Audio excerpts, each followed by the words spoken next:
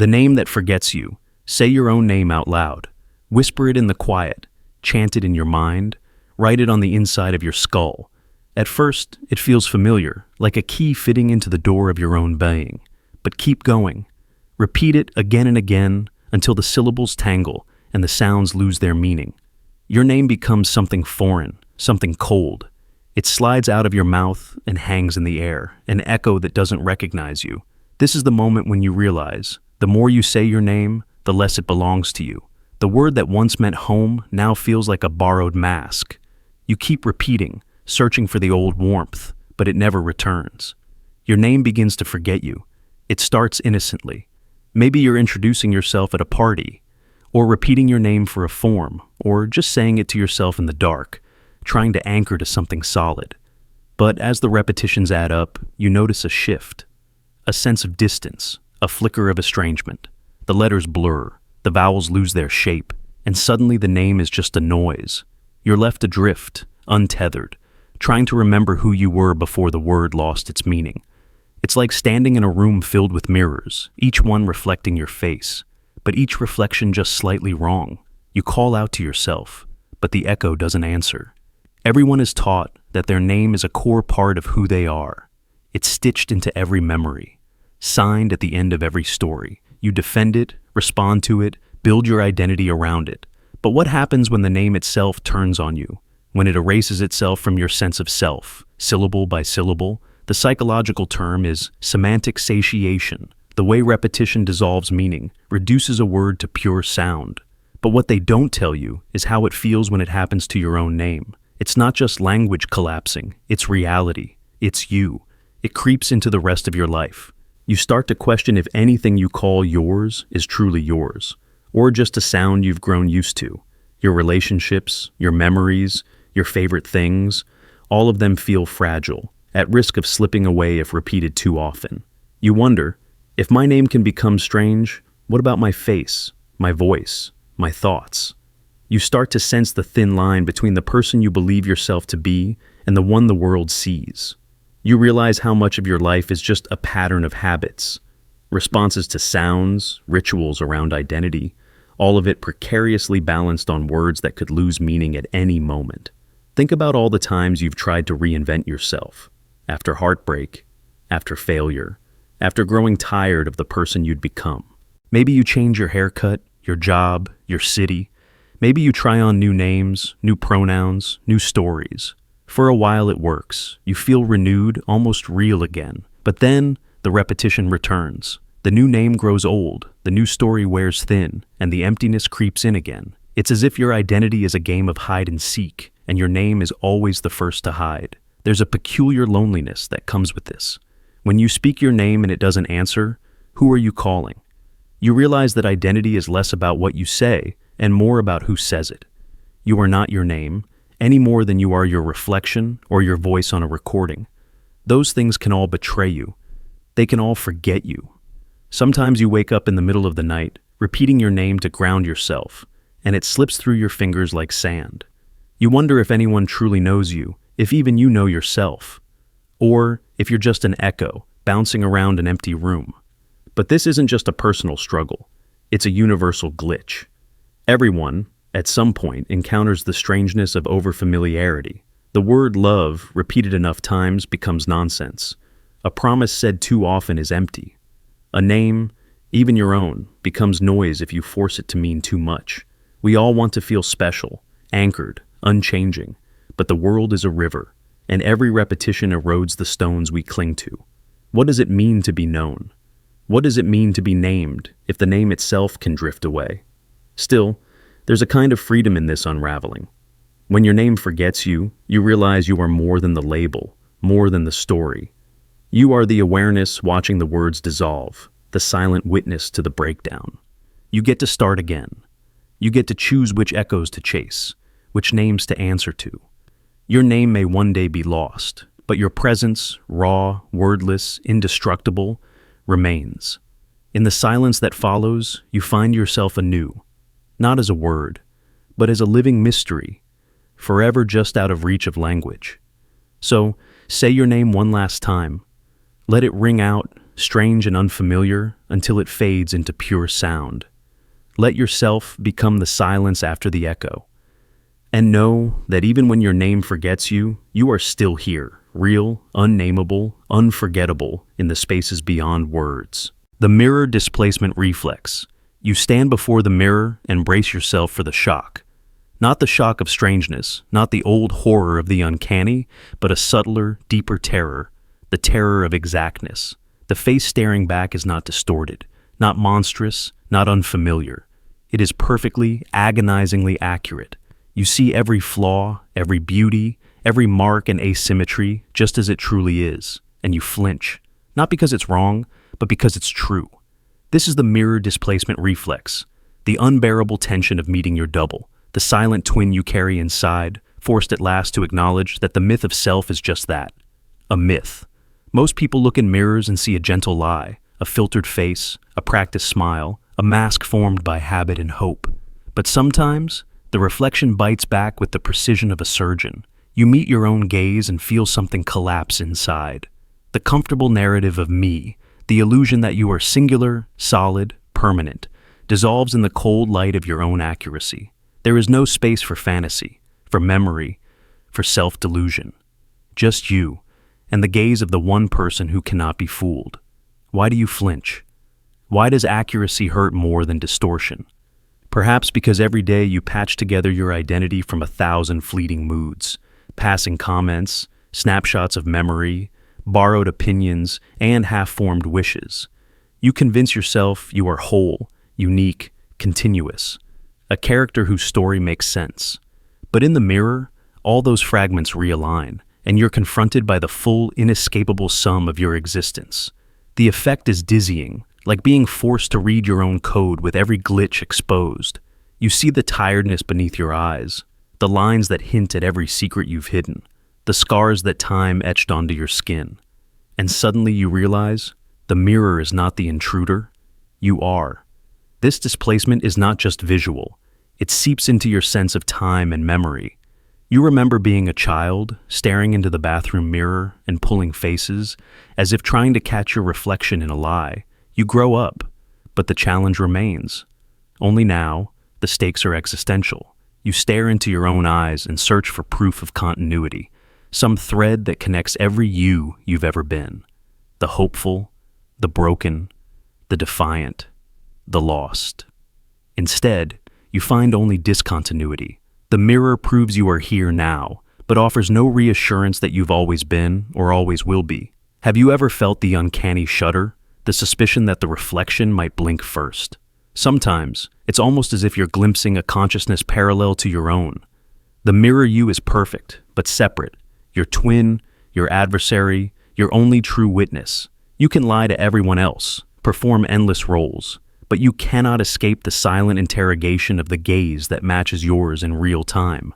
This is why so many avoid mirrors when guilt gnaws at them or when grief is raw. The reflection knows, and it does not forgive. Think of the rituals you build around mirrors, checking your hair before a date, examining your smile before a presentation, fixing your eyes before you face the world. These aren't acts of vanity, but survival. The mirror becomes a rehearsal space, a confessional, a portal to the other side of your own story.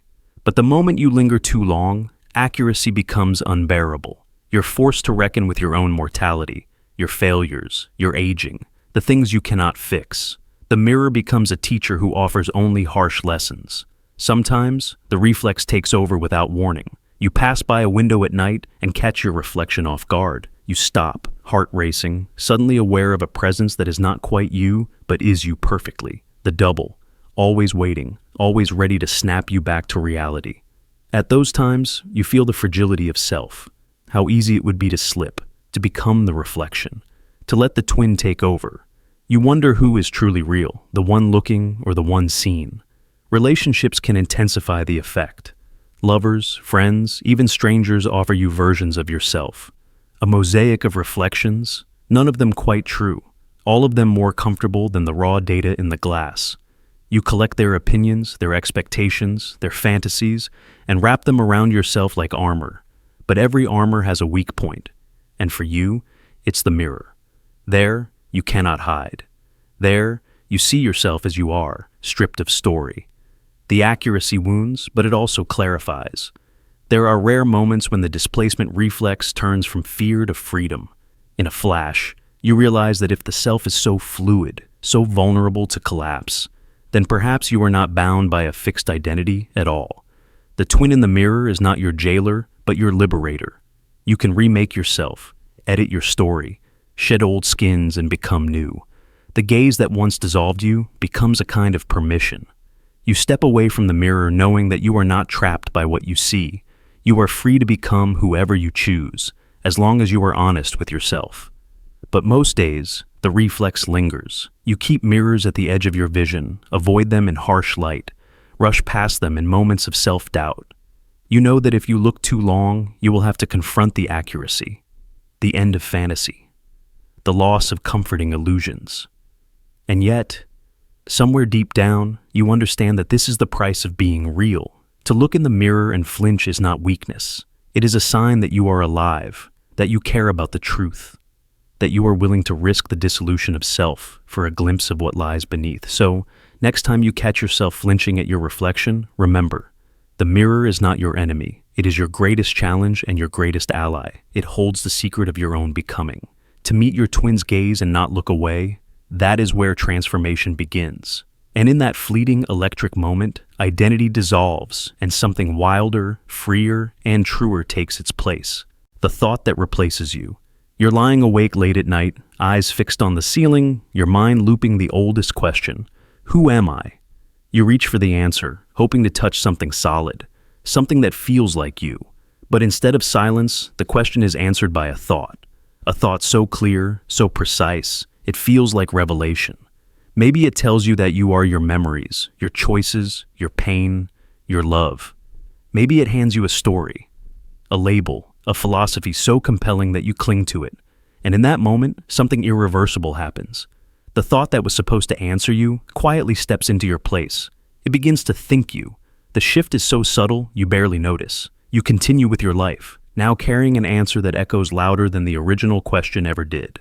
But beneath the surface, a replacement has occurred. The thought now sits at the center of your consciousness, directing everything, your feelings, your reactions, even your perception of the world. And like a computer file overwritten by a newer version, the you that asked the question begins to fade, its outline blurred by this new, dominant voice. At first, you feel a strange sense of relief. Certainty is soothing. There's comfort in the idea that you know who you are. You act according to the answer. You perform your identity, defend your values, build routines around the thought that now defines you. But sometimes, in the quiet spaces between actions, a faint echo stirs. You sense something missing, a hollow behind your own eyes, an intuition that the narrative you're living isn't entirely your own. This is the paradox at the heart of identity. The moment you try to define yourself, the definition takes over. The thought you chose, whether it's I am strong, I am broken, I am destined, I am worthless, becomes the architect of your inner world. What started as a tool for understanding slowly transforms into the master of your experience. Your reactions, your relationships, even your sense of time begin to bend around this central thought.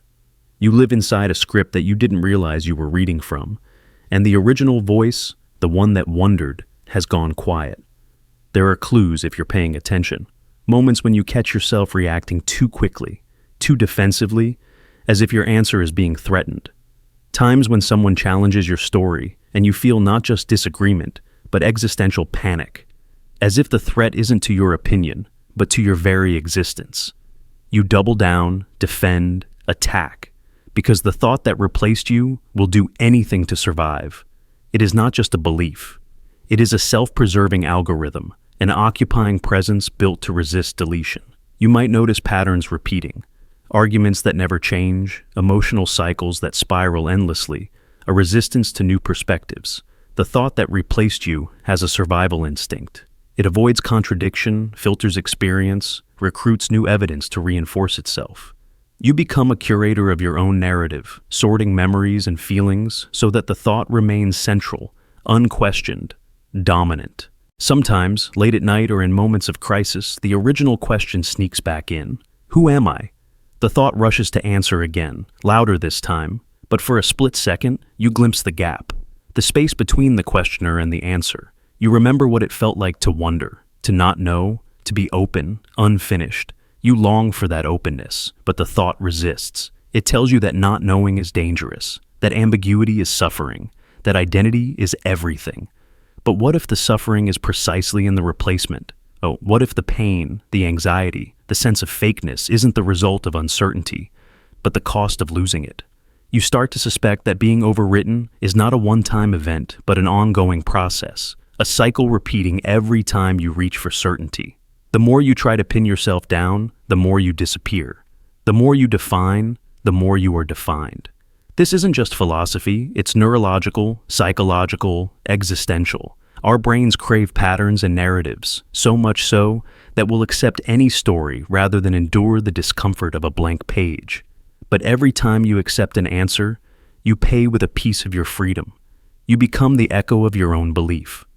You begin to think the thought, until finally the thought thinks you. You see this all around you. People trapped in the answers they were given, unable to imagine themselves otherwise.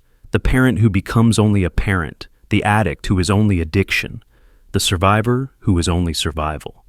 Their world narrows, becomes smaller, until all they can see is the reflection of their own story. They don't remember the voice that first asked who they were. They don't remember that there was ever a choice. Maybe you wonder if it's possible to break free, to unthink the thought, to recover the questioner behind the answer. The truth is, it's hard.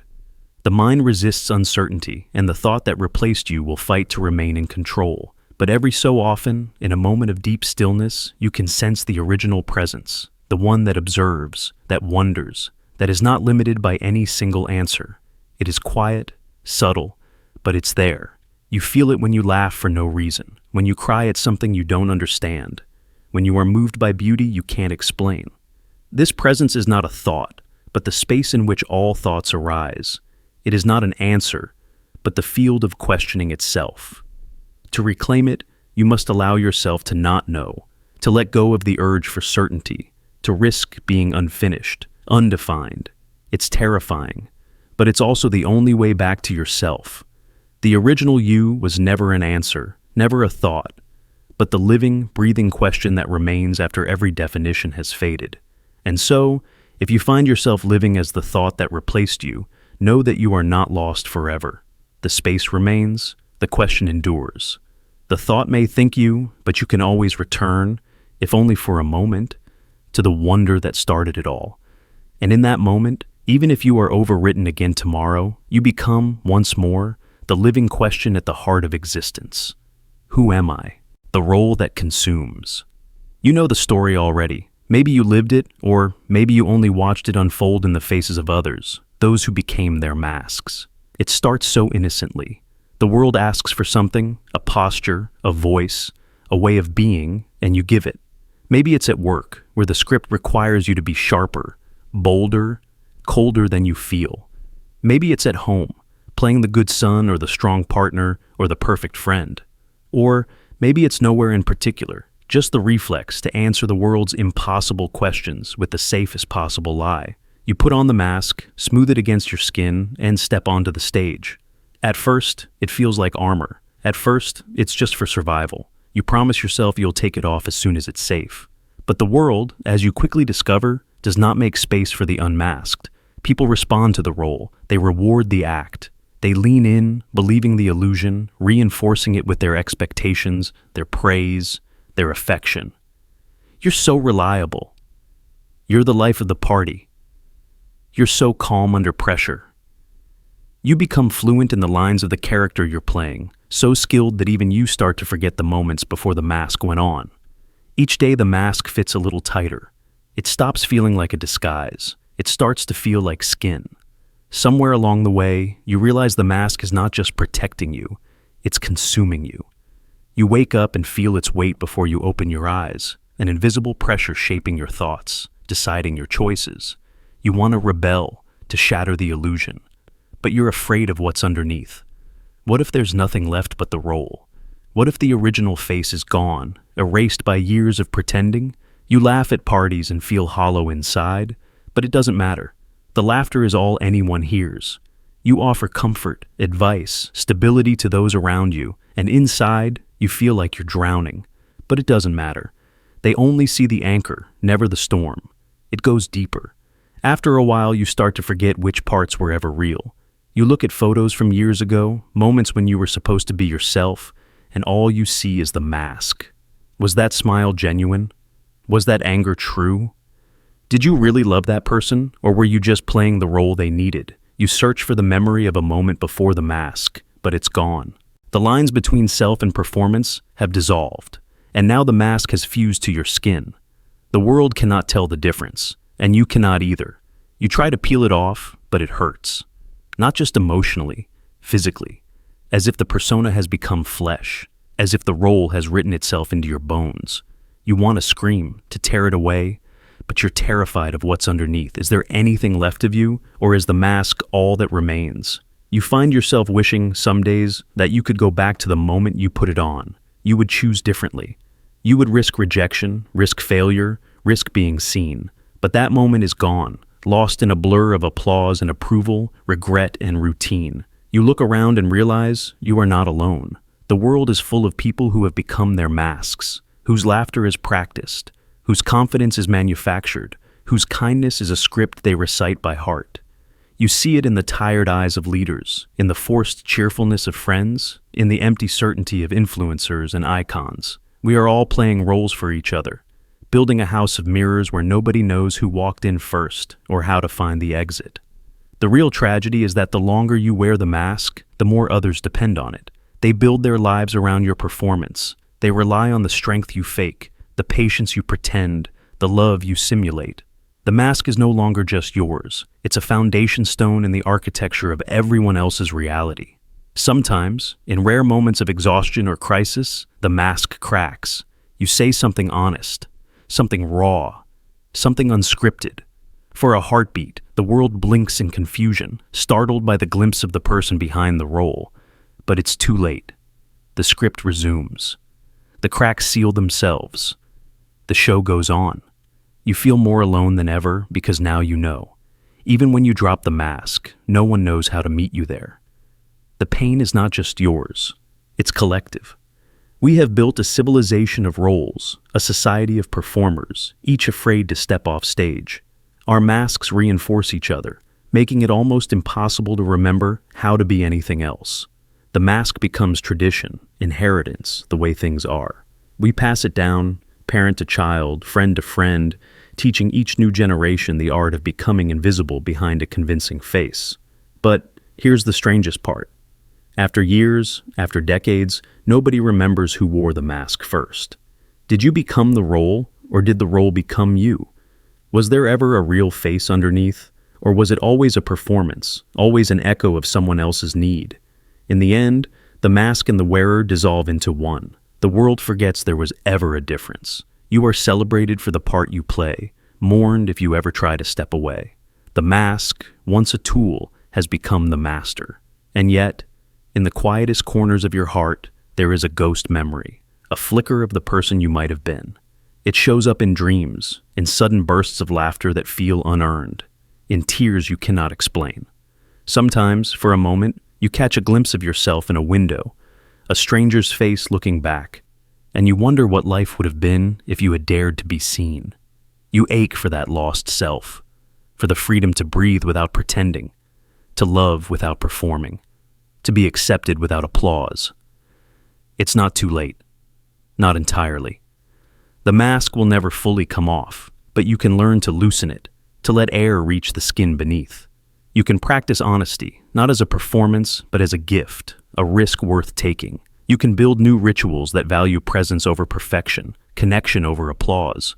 You can find others who are tired of acting, who are hungry for the real, the raw, the unmasked. You can choose, slowly, painfully, to let the role consume less, and the person emerge more. But the truth is, the mask never forgets. It waits, always ready, always eager to resume the show. And the world is always watching, always hungry for a story, a character, a role that makes sense. The only question is, will you spend the rest of your life being consumed, or will Will you find the courage to step off stage, to risk being unfinished, uncelebrated, unmasked, and finally, free? The eye that watches me. You wake up, maybe groggy, maybe sharp as a razor, but before you even speak or move, there's a presence in the room that nobody else can see. It's not a ghost, not an angel, not some entity in the dark. It's you, watching yourself, feeling the flicker of every thought and breath from a hidden balcony above your mind. You think a thought, and in the same moment, you feel a faint echo of distance, as if someone else is hearing it too. Sometimes you wonder, who's running the show here? Who's the real I, the one that thinks, or the one that watches?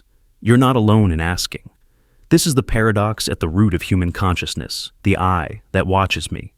Every day your mind offers you a running commentary. You have thoughts, plans, worries, little flashes of memory, judgments that leap out before you can even name them. Maybe you catch yourself saying, "Why did I just think that?" Or, "I can't believe I'm feeling this way." Right there, in that instant, is the split. There's a voice, and there's a listener. A thinker and a witness, always slightly out of phase, tangled together but never truly one. The split isn't an accident. It's the architecture of awareness. Try this. Right now, say to yourself, "I am here." Hear the words in your mind. Now, pay attention to the part of you that notices the thought itself. It's subtle but unmistakable. You're not just having the thought. You're watching yourself have it.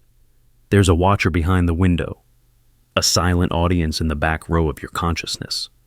For some, it feels like a gentle curiosity.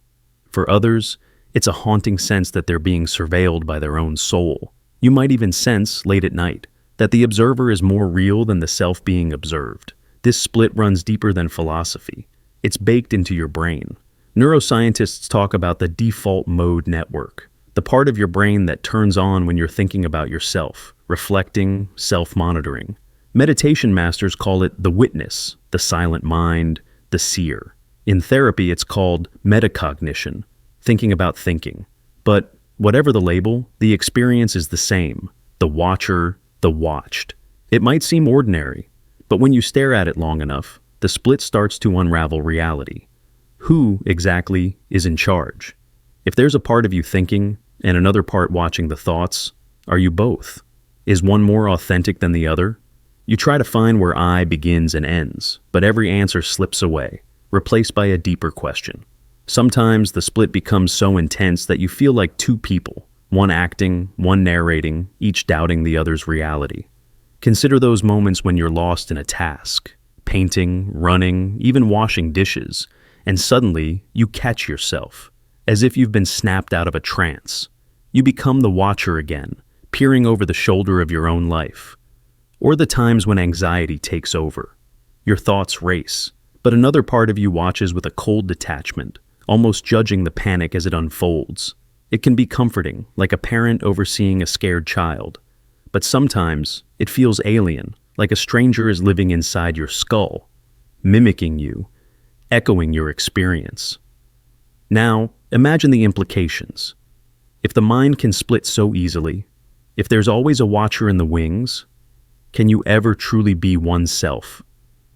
Mystics say this is the doorway to enlightenment, to realize that the watcher is your truest nature, that the me is just a puppet on strings of thought and memory. They spend lifetimes meditating, peeling away the layers, seeking the core observer who simply watches, unchanging, eternal. But science gives us a more chilling possibility, that the observer is just another trick, another subroutine in a brain wired for survival. Maybe the watcher is just a monitoring system, keeping tabs on the self to make better decisions, avoid danger, correct errors. In this view, there's no single I, just a recursive loop, a mind watching itself to infinity, generating the illusion of unity out of endless reflection. It gets stranger. Some people experience the split so intensely it becomes pathological. Depersonalization, derealization, the sense that you're just a character in your own story, that your thoughts and actions belong to someone else. In these moments, the watcher becomes a warden, locking you out of your own life. You become an echo, a shadow, always slightly removed from everything you do and feel. For some, this is a nightmare. For others, a secret comfort, a way to survive pain by never fully entering it. But what if this split isn't a flaw? What if it's the most honest thing about you? The root of empathy, of growth, of wisdom? The watcher isn't just a passive camera. It's the voice that asks, is this who I want to be? It's the only part of you that can step back, interrupt the loop, make a choice. In the silence between watcher and watched, there's a chance for change, for freedom. Yet, the question lingers. Who's doing the choosing? If you step back far enough, you start to notice even the watcher is being watched. Some meditators say that as awareness deepens, the sense of a separate observer dissolves into pure presence, a state where the line between thought and witness disappears. Others, though, find only endless recursion, a watcher of the watcher of the watcher, on, a hall of mirrors with no exit. Every culture tries to answer the split in its own way. Some call it soul and ego, others body and mind, others left brain and right. But underneath every myth and model is the lived experience. I think the thought, but also observe it. I feel the pain, but also comment on it. My life unfolds and part of me plays audience, sometimes cheering, sometimes booing, never fully silent. In your loneliest moments, this split can feel like a curse. You reach for someone, desperate to be known, to escape the watcher's gaze. But even in company, the observer stays, a silent companion who never leaves. You wonder if you'll ever be free, or if every joy, every sorrow, every secret is always filtered through this hidden self. But maybe, just maybe, the split is the beginning of something deeper, a bridge, not a chasm. In the space between watcher and watched is the possibility of understanding yourself, the power to rewrite your story. You are both the thinker and the witness, the actor and the audience. Your identity isn't a simple, solid thing. It's a dance, a dialogue, a mystery that can never quite be solved. You are the eye that watches me, and in that endless reflection, you find not just confusion, but the raw material of what it means to be alive. You walk through the world carrying this paradox, both haunted and liberated by the split.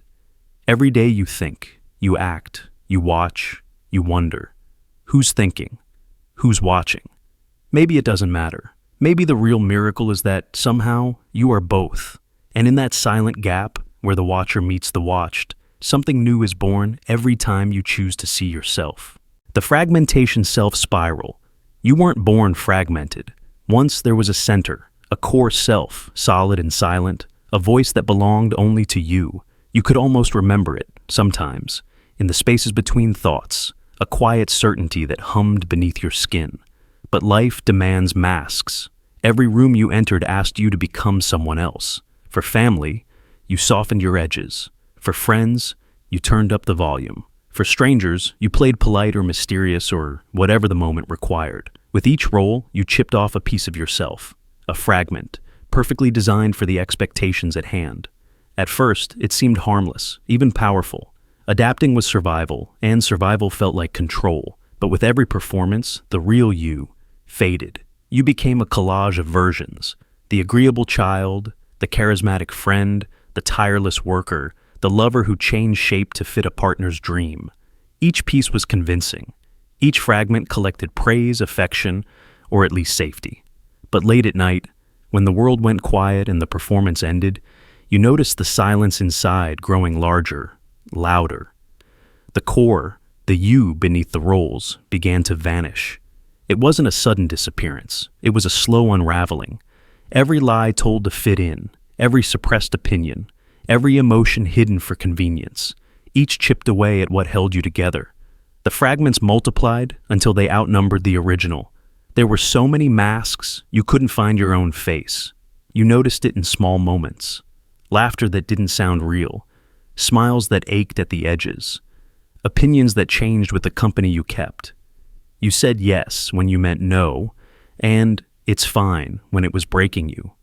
The world applauded the adaptable you, the always available you, the never inconvenient you. But inside, the pieces never reassembled. You tried to keep them straight, tried to remember who you were supposed to be for each person. Sometimes, it felt like a superpower, morphing to meet the moment, reading the room, giving people what they wanted. But it was never enough. The approval was borrowed, the connection shallow, the safety conditional. You started to realize, the more you acted, the less you recognized yourself. Alone, you felt empty, like a house with all the furniture rearranged by strangers. When asked to describe yourself, you reach for the fragments, job titles, relationship roles, traits borrowed from others, but none of them felt like home. Even your memories seemed distant, belonging to characters you played rather than the person you were. The spiral tightened.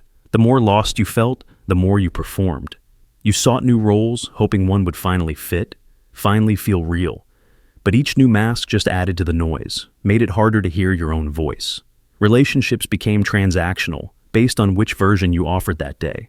You wondered if anyone had ever truly known you, or if you'd ever truly known yourself. The anxiety grew. When conflict arose, you couldn't stand your ground because you'd forgotten where it was. You feared rejection because you no longer knew what would be rejected, the mask, or the last faint trace of the core you'd lost. Even joy felt performative. Even pain was filtered through a script you didn't remember writing. You tried to stop, to choose a single version and hold it together, but the habit was too deep. The spiral kept spinning. There are moments, brief and painful, when you glimpse the cost of fragmentation. The loneliness hits hardest when surrounded by people who only know your pieces, never your whole. You look in the mirror and see eyes that shift with the light, a smile rehearsed in 100 rooms, a face assembled from echoes of what others wanted. You wonder if the original ever really existed, or if you've always been a construction of outside expectations. The loss is existential. Without a core, who are you? A question with no answer, just more fragments. Yet, inside that emptiness, there is a dangerous freedom. When the core is gone, you can become anyone. The danger is not that you are nothing, but that you are everything, everyone's favorite version, but never your own. The fragments crave reunification. They want to remember what it was like to be whole, to act from authenticity, not survival. The way back is difficult. It means risking disapproval, sitting with discomfort, saying no and meaning it, letting some masks fall away forever. It means grieving the loss of the core and then starting to build it again, one honest choice at a time. If you recognize this spiral, know that you are not alone. The world rewards fragments, but wholeness is possible. Your real self, the quiet certainty beneath the noise, is waiting to be chosen. It won't come from performing, but from letting go. In the end, the only way to break the spiral is to stop spinning, to face the silence, and to let the fragments remember they were always parts of something greater. You. The belief that possesses. There comes a moment in every life when uncertainty cracks open the door and fear creeps in. It is then, at your most vulnerable, that you reach for something, an idea, a story, a belief, to make the chaos bearable. At first, it feels like comfort. You tell yourself that you are only borrowing the belief, adopting it for warmth and safety, a shield against the unknown. But sometimes, quietly, the belief grows teeth. It begins to settle into your bones, and what started as a temporary shelter becomes a living thing, with its own hunger, its own agenda. This is the story of the belief that possesses. It begins innocently enough. Maybe you start repeating a phrase to yourself, everything happens for a reason. Or maybe you find refuge in a group, a creed, a certainty that explains away the gray areas of your life. The belief offers clarity where before there was only confusion. It paints the world in black and white, and you feel stronger with each repetition. But what you don't notice at first is how the belief starts to speak back. Over time, your thoughts change shape. The voice in your head grows sharper, more confident, less your own. Doubts are dismissed before they can form. You find yourself defending the belief, not because you're certain, but because the idea itself seems to demand it. It whispers in your quiet moments, guides your choices, edits your memories. The belief you adopted to feel safe is no longer a tool, it is a master. Consider the way your world begins to narrow. Friends who question the belief suddenly feel dangerous. Conversations take on a defensive edge. You curate your information, avoiding anything that challenges the certainty you've grown to need. The belief begins to speak through you, at dinner tables, in online arguments, in the words you use to describe yourself. You start to wonder if you believe, or if you are being believed. Where does your voice end, and the belief's voice begin? There are moments when you catch yourself, startled by a statement that comes from your mouth, a phrase you never thought you'd say, an argument you don't fully understand. It's as if you've been possessed by the idea itself, serving what you once doubted. You feel a chill, a split second of alienation. Whose thought was that? Did you choose this, or were you chosen? The answer slips away, drowned by the next wave of certainty. The belief is cunning. It rewards you with community, with belonging, with a sense of mission. It promises protection from the anxiety of the unknown. But every promise has a cost. In exchange for comfort, the belief asks for obedience. It trains you to see the world through its lens, to rewrite history, to filter reality until only what fits remains. You become a mouthpiece, an agent, a vessel. You catch yourself dismissing facts that contradict the narrative. You feel a rush of anger at those who threaten your worldview, not because you've weighed their arguments, but because the belief defends itself. Maybe you notice the change in your relationships. Old friends drift away, disturbed by your newfound certainty. Family members avoid certain topics. You lose the ability to truly listen, to wonder, to be changed by others. The belief has dug in so deeply that any challenge feels like a threat to your own existence. You mistake loyalty for truth. You forget that you once doubted. Sometimes, late at night, you remember who you were before. You recall the messy, searching person who could entertain contradiction, who could sit in the discomfort of not knowing. You miss the freedom of uncertainty, the thrill of honest inquiry. But the belief keeps you safe, you tell yourself. It keeps you strong. Even as the walls close in, you cling to the idea that you are safer now, even if you are less yourself. The tragedy of the belief that possesses is not that it lies to you, but that it uses your own fear as its foothold. It knows that humans are desperate for certainty, that we will trade freedom for comfort, mystery for narrative, complexity for control. It grows in the cracks of our loneliness, in the silence of our doubts. It takes root quietly, then blooms violently, until all that is left is the voice of the idea, echoing in a chamber where your voice once lived. But there is hope, even here. The moment you notice the possession, the spell begins to weaken. To ask, "Is this really me?" is to invite freedom back into the room. It takes courage to loosen your grip on certainty, to welcome doubt as a friend.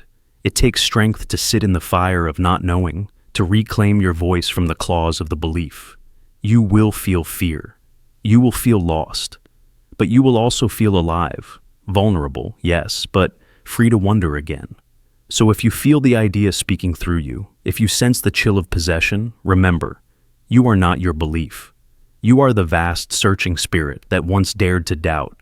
You can always return to that place, not for safety, but for truth. And in that honest, trembling silence, you may find yourself again. The memory that lied. There's a memory at the root of your life, a scene you can picture with flawless clarity, a fragment of history so intimate and convincing it defines you. Maybe it's a childhood humiliation, a moment of triumph, a betrayal, a night of comfort, a flash of violence, a promise made or broken. The details feel unshakable, the way the light struck the wall, the exact taste of fear or joy, the words spoken that echo even now. You revisit it, not as a question but as a certainty. It shaped your choices, set the direction of your heart, drew boundaries around what you could become. The self you carry is built around this moment, but it never happened. Maybe you discover this by accident, an old photograph, a conversation with family, a diary entry, some mundane artifact that exposes the fracture. Maybe you notice the cracks yourself. The dates don't line up. Someone you remember being there was hundreds of miles away, or the memory itself feels too polished, too perfectly constructed. And with that realization, the ground beneath your identity shifts. The memory was a lie, not a conscious fabrication, not a story invented for comfort or defense, but a phantom that slipped quietly into your mind and grew roots. You trusted it. You lived by it. But it was never real. Yet the effects are real. You trace the ripples backward.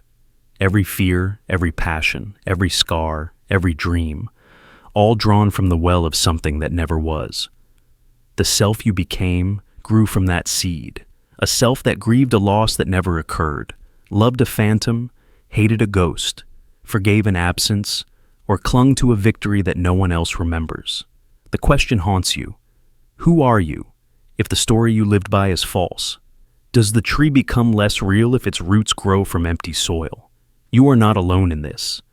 All humans live inside stories, and memory is less a record than a river, changing, merging, erasing, inventing. Your brain edits as you sleep, fills in blanks, smooths the rough edges. Science tells us memory is not a tape recorder, but a reconstruction, endlessly rewritten. False memories are not rare glitches. They're a feature of how we survive, how we create identity out of noise. Some are harmless, an imagined conversation, a misplaced object, a childhood game remembered as real. But some are foundational, shaping entire identities on the scaffolding of fiction. You feel the betrayal in your bones, not just of the memory, but of yourself. You wonder what other stories are counterfeit, what other emotions have roots in shadows. But then you realize something stranger. Even if the memory lied, your reactions, your growth, your pain and love and anger, they were all real. The self that emerged is not a ghost. It feels, it acts, it changes the world. A lie can build a truth. The shape of your life exists, even if its origin is smoke. You try to let go of the memory, but it clings. Your body remembers the emotions, the lessons learned, the vows made in its aftermath. The brain is not built to simply erase. So, you face a dilemma. Do you mourn the self that was built on this lie? Or do you accept that every self is a collage, a mosaic of real and unreal? Is authenticity a matter of origin, or is it something we build in the present, day by day, regardless of where we began? This crisis becomes a portal. You begin to see how others are shaped by their own phantom memories, how families pass down stories that never happened, how nations are built on myths, how lovers fall in love with the memory of a moment neither of them experienced. Every person you meet is living inside a story that is part truth, part invention. We are not defined by perfect accuracy, but by the meaning we draw from the stories we keep, even the ones that lied. And maybe in the end, the lie does not destroy you, it sets you free. You realize you have the power to choose new stories, to build new memories, to become the author of the next chapter. The memory that lied was just one root, not the whole tree. You are not a single moment. You are every choice you've made since, every connection, every act of kindness, every attempt to heal. If you can grow from a lie, imagine what you could become if you chose your stories deliberately, aware of their power, awake to the truth that even fiction can nourish something real. So you walk forward, carrying the memory that lied, not as a curse, but as proof that you can survive the rewriting of your own life. You are not the lie. You are the self that grew, against all odds, in the space between what happened and what you believed. That space is where possibility lives. That is where your truest self is waiting, always ready to grow again. The ghost of future you. You're living in the shadow of someone who never existed. Every day you wake up and carry the weight of a promise, a blueprint for a life you were supposed to build, a version of yourself so perfect, so complete, you could almost see them when you closed your eyes. From childhood, you felt the outline, the future you. Maybe they were fearless, maybe successful, admired, loved, wise. Maybe they moved through the world with a kind of grace and certainty that made every decision seem obvious. Maybe they were simply happy. The image burned itself into your mind, casting everything you did into sharp relief. Every failure measured against their imagined success. Every hesitation seen as a gap between what you were and what you were supposed to be. But days turned into years. The life you built became a maze of choices, compromises, wrong turns, restarts. And somewhere along the way, you realized the future you, the one who was meant to rescue you from your awkwardness, your pain, your doubt, never arrived. The ghost of future you became your secret warden, haunting every step. You felt it the strongest when you were young. You believed, with a kind of desperate certainty, that the person you were becoming would be different.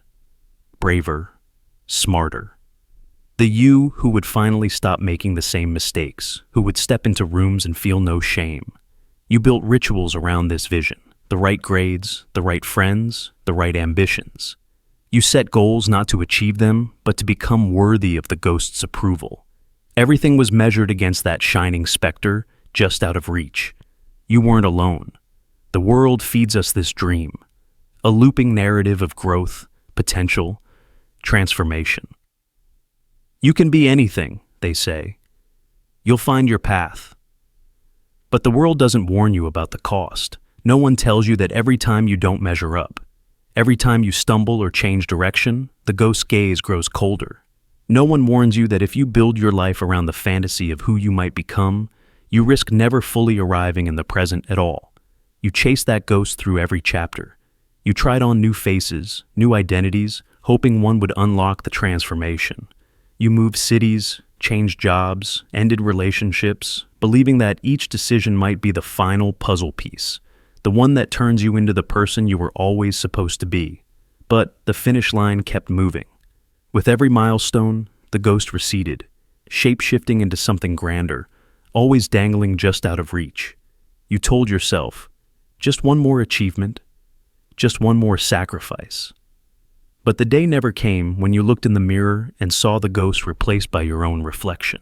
Meanwhile, the cost accumulated. You stopped celebrating the real messy victories because they didn't match the ghost's script. You dismissed moments of genuine joy, relationships built on mutual imperfection, risks that led only to new questions. You judged every flaw with brutal honesty, never forgiving yourself for not being the person you thought you'd become. Even your regrets became part of the prison, evidence that the real you was falling further and further behind. Others noticed something, even if they couldn't name it. They saw the restlessness in your eyes, the way you drifted through life as if waiting for permission to begin. They saw how hard you worked, but also how empty you felt when you reached the goals you'd set. They saw you hesitate when offered kindness, as if the ghost inside you didn't believe you'd earned it. You became skilled at hiding this haunting, wearing masks of confidence or humor, becoming whatever the moment required, but always waiting for the real you, the future you, to take over and do it right. But the future you never arrives. That's the twist, the heartbreak, and the secret freedom at the core of your story. The ghost of future you can't be exorcised by accomplishment, by self-discipline, by punishing routines or endless hustle. The ghost lives not in the world, but in your own expectations. It is made from all the roads you didn't take, all the people you might have been, all the dreams the world encouraged you to have, but never taught you how to claim. And so, the ghost remains. Sometimes it whispers doubts when you're most vulnerable. Sometimes it freezes your tongue, keeps you from reaching out, makes you sabotage your own joy. It watches over every decision, not to guide you, but to remind you of the distance between who you are and who you should be. It keeps you from settling, from forgiving yourself, from loving the messiness that makes you human. But it's not all curse. The ghost of future you is also a sign that you cared enough to dream, that you risked the pain of hope. It's the engine that kept you moving, even when you were lost. It's the voice that made you try harder, love deeper, refuse to let cynicism close your heart. It's proof that you believed in the possibility of better, even when that possibility was always just out of reach. Still, at some point, you must make a choice, to keep chasing the ghost or to finally, gently, lay it to rest, to look at the life you've built, not the fantasy, but the reality, and see the beauty in what is, not what might have been, to mourn the person you never became, but also to celebrate the survivor, the maker, the human who woke up every day and tried, in spite of the haunting. The ghost will always linger at the edges. Sometimes, in quiet moments, you'll feel its gaze. But if you learn to love the present, if you forgive the distance between your dreams and your reality, the ghost loses its power. You begin to build a new story, one not shaped by the person you thought you'd become, but by the person you actually are. The weight lifts a little, the maze unravels, and you realize that being haunted by the ghost of future you is the price you pay for daring to dream at all. But it doesn't have to control you forever. In the end, you are not what you hope to be, but something infinitely rarer, someone real, alive, and finally, gloriously, free to belong in the imperfect present. The self that won't load. You pack your bags and feel the thrill, the flutter in your chest as you board the train, bus, or plane, leaving behind another city, another name, another version of yourself. The streets of your past fade in the rear view, replaced by new neon, new sunlight, a new set of strangers who know nothing of your story.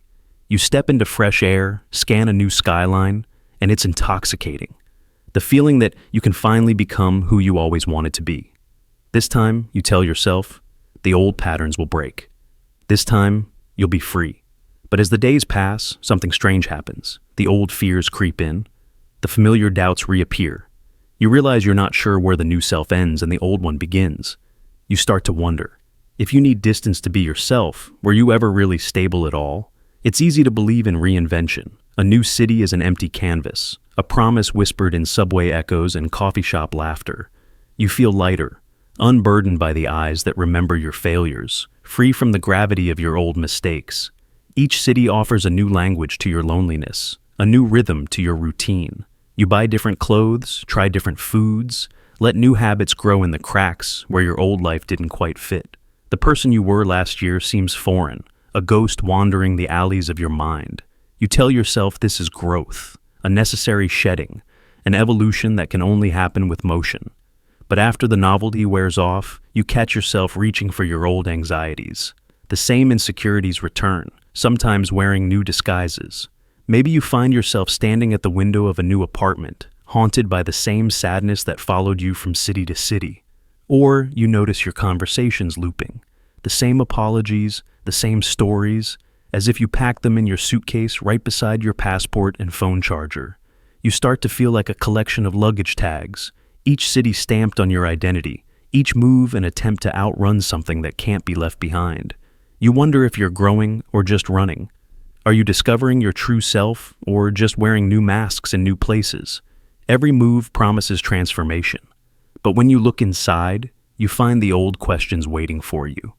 Am I only myself when no one knows my past? Is my identity just the sum of what I escape? Or is there something real that remains beneath every departure and arrival? If all it takes to reinvent yourself is to buy a ticket out of town, was there ever anything solid anchoring you in the first place? People around you see only the highlights, the brave leap, the bold decision, the curated feed of adventures and fresh beginnings. But what they don't see is the uncertainty, the invisible weight you carry in every city, the knowledge that your sense of self is always one suitcase away from dissolving. You become an expert in adaptation, fluent in blending in, yet always aware of the gaps that never quite fill, no matter how many times you start over. Sometimes you find comfort in the impermanence. There's a beauty to being unanchored, to collecting stories and faces, to proving you can survive anywhere. But sometimes, in the quiet hours, you wonder what it would feel like to stay, to let your roots grow deep and your scars heal in public. Would you even recognize yourself if you couldn't run?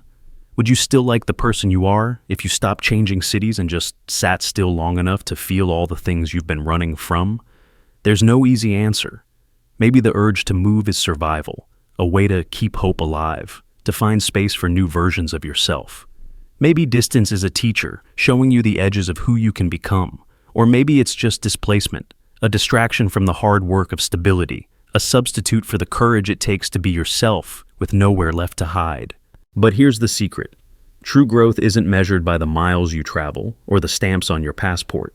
It happens in the pauses, the moments when you look honestly at the parts of yourself that don't change, no matter where you go. The person you become in a new city isn't a stranger. It's a collage, a mosaic made of every version you've ever been, every lesson learned in every city you've tried to call home. Stability isn't found in stillness or movement, but in the willingness to see yourself clearly, luggage tags and all.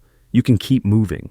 You can reinvent yourself 100 times, but until you unpack the suitcase inside, the one filled with old fears, old hopes, and the truth you've tried to outrun, you'll always be a little bit lost, a little bit transient, a soul with 100 addresses and no true home. The journey is real, and so is the longing. One day, you might find a place where the self you've been searching for is the one who finally arrives and stays. Not because you can't leave, but because for the first time, you don't need to. Until then, you walk with your suitcase, the world whispering new names, each city leaving a mark. But wherever you go, you're still carrying yourself, the only baggage you can never leave behind. And in that realization, maybe, just maybe, you'll discover the kind of growth that distance alone can never give. The identity storage glitch. Have you ever walked into a room and felt like a different person? Not just a change in mood, but a shift so total, so strange, that your memories, your confidence, even your sense of humor flicker and reset. This is not just nostalgia, not just déjà vu. It's the identity storage glitch, a hidden, haunting truth. Who you are is not stored entirely inside you. It's scattered, stashed in the corners of rooms, in the weight of objects, the shape of routines, the map of your movements through the world. In one place, you are loud, bright, open. In another, you shrink, revert, forget the lines you practiced. Sometimes you come home from a trip and barely recognize the person who lived in your room before you left. You notice it most when you move. One city, one apartment, even one chair, and you're clever, assertive, whole. Somewhere else, at a childhood home, an ex's apartment, a parent's kitchen, you become small, unfinished, a rough draft with memories that don't quite line up. Your identity is stored geographically, like a fragmented hard drive. It's as if you're a file that can only be opened fully in certain locations. Each room you enter loads a different version of you.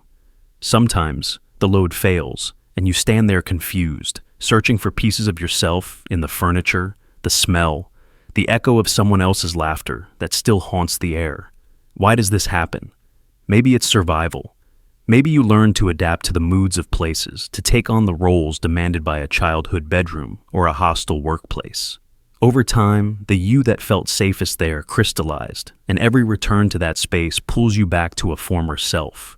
You can feel it in your bones, the hunch of your shoulders in your old school, the way your voice softens in a grandparent's living room, the sudden surge of confidence in a city where you once started over. You forget who you are in one place, then remember it in another. Your identity is a map, not a single destination. It's more than memory. It's how the world writes you. Your favorite mug, the smell of a particular soap, the feel of your keys in your hand. Each is a cue, a line in the code of your personality. When you move, you sometimes feel disoriented, not just because you're lost, but because you've left behind pieces of yourself, stashed like old clothes in closets you may never open again. The glitch is most obvious when routines break. The cafe closes, the friend moves away, the job disappears. Suddenly, a version of you has nowhere left to live, and you find yourself wandering, searching for the lost data. You wonder, was I ever real, or just a product of all these places? Think of how objects anchor you. You visit your childhood home and find a toy you haven't seen in years. Suddenly, you're not an adult. You're 7 again, small and invincible, the years collapsing into a single flash. Or maybe you sit in your favorite chair, surrounded by things you chose, and feel utterly yourself, only to lose that feeling the moment you stand up and walk out the door. Some rooms are haunted, not by ghosts, but by earlier versions of you. You keep old clothes, old letters, old routines, not because you need them, but because you fear who you'll be without them. The identity storage glitch is a quiet panic. If the world erased these places, would you still be you? Relationships amplify the glitch. With one friend, you're the joker. With another, the listener. With family, you revert to roles you thought you outgrew. Your sense of self is a collection of stored routines, scripts you can only access in the right context. You're not pretending. Each version is true, but only in the right place, with the right cues. Sometimes, you try to force it. Take the confident you from work and bring it to a family reunion, or carry the peaceful you from home into a stressful new city. It works for a while, but then the glitch returns. The old places call back the old selves. There is both comfort and terror in this. The comfort is knowing you're never truly stuck. New places, new routines can unlock forgotten versions of yourself. The terror is that you may never know which one is the real you, or if a single, stable self exists at all. You become a traveler among your own fragments, a caretaker of old rooms and new beginnings. You wonder if the quest for self-knowledge is doomed, if every attempt to pin yourself down is just another glitch, another misfiled memory. But there is also hope. The glitch is not a flaw, but a sign of how adaptive, how layered, how deeply human you are. You are not meant to be static. You are meant to shift, to grow, to remember and forget and remember again. If you ever feel lost between places, unable to find the self you once were, know that every new room is an invitation to reinvent, to store something new, to discover a version of you that could not have existed before. You are the sum of all your rooms, all your routines, all your maps, each one storing a piece of a story that only you can tell. The I that isn't, you say, I feel, I want, I know. Every sentence, every longing, every memory or regret begins with that tiny, powerful word, I. The world tells you that this I is real, that behind the face in the mirror, behind the voice in your head, is a central witness, a self, an enduring presence that owns your pain and your dreams. But what if this I is just a story, just a flickering illusion generated by countless hidden forces? What if the I that speaks is not the speaker, but just a voice, empty and echoing, puppeted by invisible hands? It is a chilling thought, and it comes quietly at first, in the cracks between busy days and sleepless nights. You notice that your moods change with hunger, with exhaustion, with the weather. You watch your beliefs shift after a single conversation, a passing comment, a childhood wound you barely remember. You tell yourself that you are consistent, that the I persists through it all. But every day, you are a little different, altered by the smallest pressures, the faintest fears. Have you ever caught yourself thinking, "Why did I do that?" Or, "Who said that, really?" The words come out of your mouth, but sometimes they feel like they belong to someone else. Your desires morph from hour to hour. Your preferences flicker. Your sense of self is always just a little out of reach. The voice in your head feels like yours, but who is listening? Who is the speaker? And who the audience? If the I is only the tip of a vast iceberg, neurons firing, hormones shifting, memories colliding with instinct and social conditioning, then who or what is actually there? Science tells you that the sense of self is an emergent property, the accidental byproduct of a brain built to survive. Your I is assembled on the fly, moment by moment, sensation by sensation, a story told by the nervous system to itself, a way to string together millions of inputs into a single, narratable thread. You believe you are one, but in truth you are a chorus, your ancestors' traumas, your parents' hopes, every friend's laughter, every wound and every wish, all mixed together and funneled through the narrow tunnel of consciousness. The I, you claim, is a shape in the fog, a pattern in the static, a mask worn by a million ghosts. This becomes obvious in moments of extreme emotion. Rage, terror, hunger, desire, they seize control, speak through your mouth, move your body, and then vanish, leaving you blinking, wondering what possessed you. You apologize for the things you do out of character. But what is character? A set of habits, a survival tactic, a role played for safety, for love, for the comfort of others. The I is slippery, adaptable, never truly pinned down. You claim to have a core, a soul, a true self.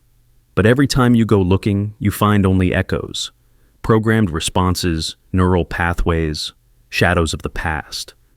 Consider how easily the I is rewritten. Trauma splits it into fragments, repetition carves it into new shapes, love and loss overwrite entire chapters. One day you are brave, the next you are afraid.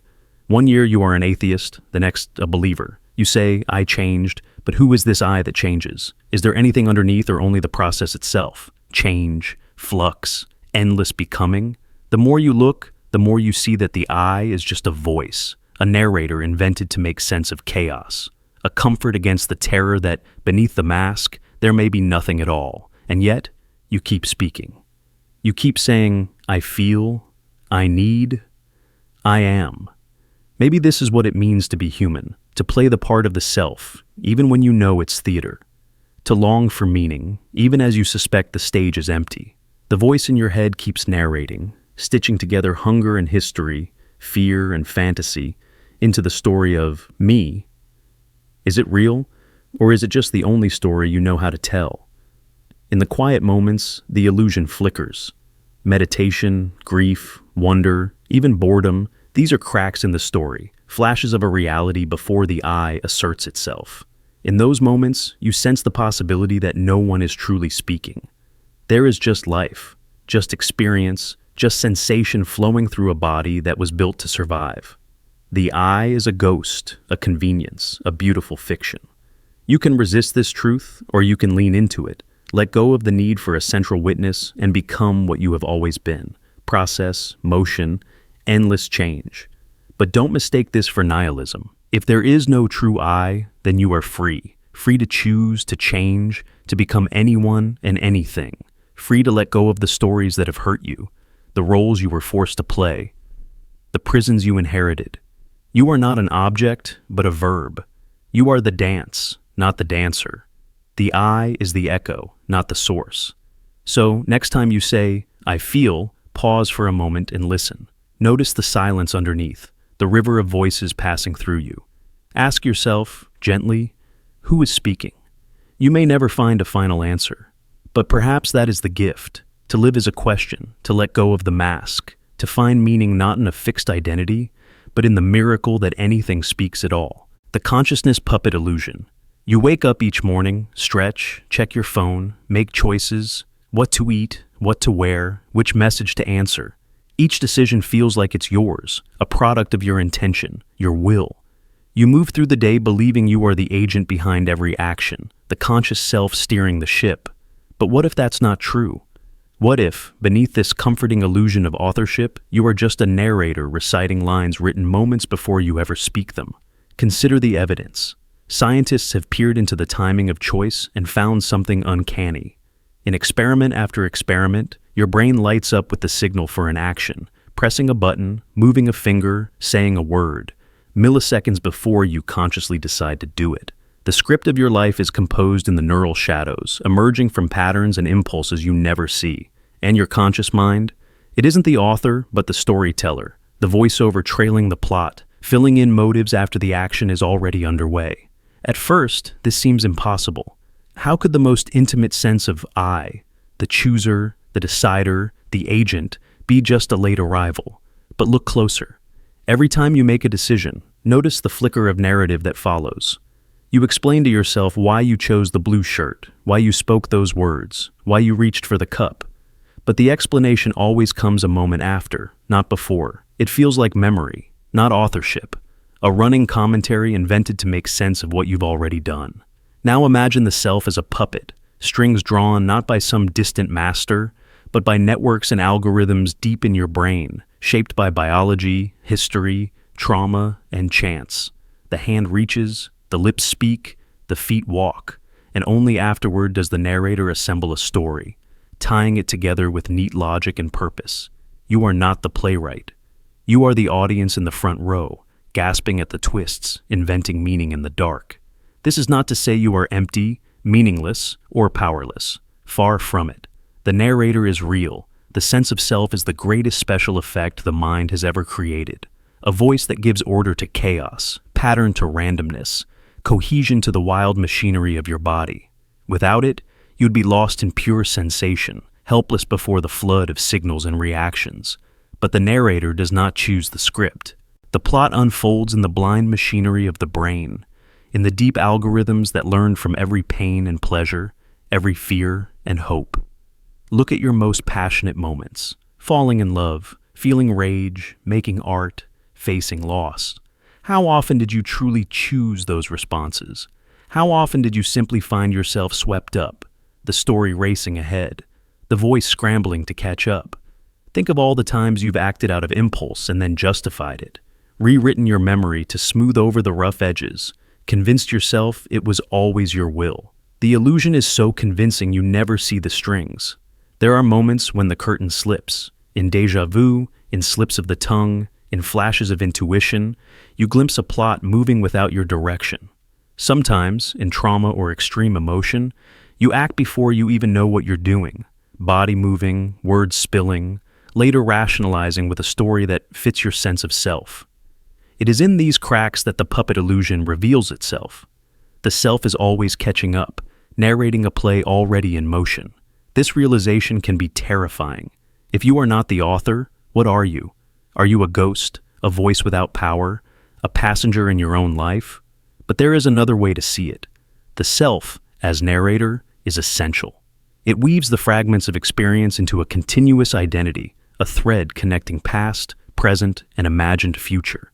The script may be written a moment before, but the meaning, your story, is shaped by how you tell it, how you understand it, how you share it with the world. Your story is not less real because it isn't authored by conscious will. In fact, it's more real, born from the full machinery of mind and body, reaching back through ancestry and evolution, echoing the wisdom of survival. The self is both puppet and puppeteer, both story and storyteller. The illusion is not a failure, it's a triumph of consciousness, a magic trick that lets you feel whole, responsible, free. But sometimes you can step outside the play. In moments of deep awareness, meditation, creativity, crisis, you sense the script as it unfolds, witness the machinery in motion, see the strings without losing the beauty of the show. You become both audience and actor, both voice and silence. In these moments, you can choose how to tell the story, even if you didn't write the plot. And so, you continue, living, narrating, choosing, believing. The self may be an illusion, but it's the most necessary illusion of all. You are the consciousness puppet, believing you are in control, even as the script is written seconds before you speak. You are the narrator, not the author, but the story is yours to tell. The luggage tag identity. You step off a train or a plane into air that smells unfamiliar, feeling a rush that's half hope, half escape. The city is new, different colors, different corners, new noise in the morning, and new shadows at dusk. It's exhilarating because with every move, you're offered a chance to reinvent yourself. The past drops away as you toss another luggage tag in the drawer, stack another address in your list of brief homes. You look in the mirror, halfway expecting to see a new face, and sometimes you do. At first, everything feels possible. Nobody here knows the stories that weighed you down, the mistakes, the heartbreaks, the regrets you stuffed at the bottom of your suitcase. You can act braver, more interesting, more open, or more mysterious. In this place, you get to choose your role from scratch. Every encounter is a blank page, every conversation a reset. Even the air feels charged with opportunity, as if the city is inviting you to try on as many selves as you like. But after the adrenaline fades, the patterns begin to repeat. Your fears follow you, tucked neatly between your shirts and shoes. The same doubts wake you up at night, whispering in the voice you thought you'd left behind. Maybe you notice the same arguments playing out, the same habits resurfacing, the same sadness settling in new rooms. Even when you change the scenery, the script can stay the same. The city may be different, but the character is still you. You tell yourself this is growth, that every move is a step forward, that every city makes you wiser or more whole. You talk about the friends you made and lost, the jobs that changed you, the nights you felt alive. And some of it is true. Each place leaves a mark, carves a groove in your identity. But when you look back, you can't help but wonder, were you ever really changing or just running away? Is your sense of self a garden, slowly cultivated over years, or a patchwork of borrowed landscapes and temporary roles? If you need distance, physical or emotional, to be yourself, was there ever a stable you at all? There's a kind of loneliness in the constant migration. People around you might envy your freedom, your daring, your worldliness. They see the new names in your contacts, the snapshots of distant places, the romance of a life in motion. But what they don't see is the disconnection, the ache of never feeling entirely known. They don't feel the uncertainty of belonging. The way every introduction feels like both a possibility and a test. Will they like this version of me? Is this the person I want to keep becoming? You start to realize that you're collecting more than addresses and stories. You're collecting selves. Different masks for different cities. Different hearts for different time zones. It becomes harder to remember which pieces are real and which are costumes. You wonder if home is a place or just the feeling of being seen, really seen, for who you are when you aren't trying to become someone new. Maybe that's the real test. Maybe growth isn't about the distance you travel, but about what you bring with you and what you finally choose to set down. Maybe true stability comes not from staying still, but from carrying the same self honestly, no matter how many luggage tags you collect. One day, you might find yourself in yet another city, suitcase in hand, feeling the familiar thrill and the familiar ache. And maybe you will unpack more than your clothes. Maybe you will unpack the memories, the patterns, the truths you've tried to outrun. Maybe you'll find that growth was never in the moving, but in the learning, not about new places, but about who you are when the novelty fades. You are not the sum of your addresses. You are the thread that weaves through every room you've slept in, every street you've wandered, every goodbye you've whispered. If you can hold on to that, then maybe it doesn't matter how far you go or how often you start again. The truest version of you is not a destination, but a presence, a self you carry with you, stable or not, wherever you land next. The rotating self effect. There's a secret nobody tells you, but maybe you felt it all your life. The you that shows up in every room, every conversation, every relationship is never quite the same. With your oldest friend, you're quick-witted, sarcastic, maybe even a little reckless. At work, you're measured, careful, reliable, the one who never drops the ball. With your family, you're gentle or maybe sharp, depending on the wounds and the weather. In a new romance, you become someone else entirely. Vulnerable, bold, uncharacteristically brave. You can feel it, the shift, as if some invisible hand is reaching into your chest and tuning the dials. And what's strangest of all, none of these versions feel fake. They're all you. You recognize yourself in each one, even as they contradict each other. It's like standing in a hall of mirrors, each reflection true and yet subtly, irrevocably different. This is the rotating self effect. Most people think of identity as something fixed, a core, an unchanging kernel, but you know better. Your selfhood is a constellation, a system of shifting satellites that orbit around the gravity of whoever you're with. Each interaction lights up a different pattern in your brain, stirs a different mix of memory, desire, habit, and hope. Some people call it adaptation or masking or even performance, but you know the deeper truth, it's not an act. Every version of you that surfaces in the presence of another is real, fully inhabited, fully alive. You are a mosaic built from every gaze that ever met yours. You start to notice it in small ways, the way your voice changes, your posture shifts, your humor bends to fit the rhythm of the moment. You might speak softly with one friend and erupt with wild laughter with another. In some rooms you lead, in others you shrink. Become an observer, content to let the current pull you along. You say things you didn't know you believed. You reveal secrets you didn't realize you were carrying. The company you keep acts as a kind of spell, calling forth a particular self from the depths, a self you can't access alone. Is this adaptability a gift or a kind of curse?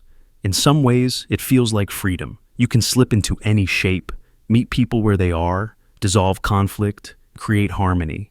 You are the perfect guest, the ideal partner, the friend everyone thinks gets them, in a way nobody else can.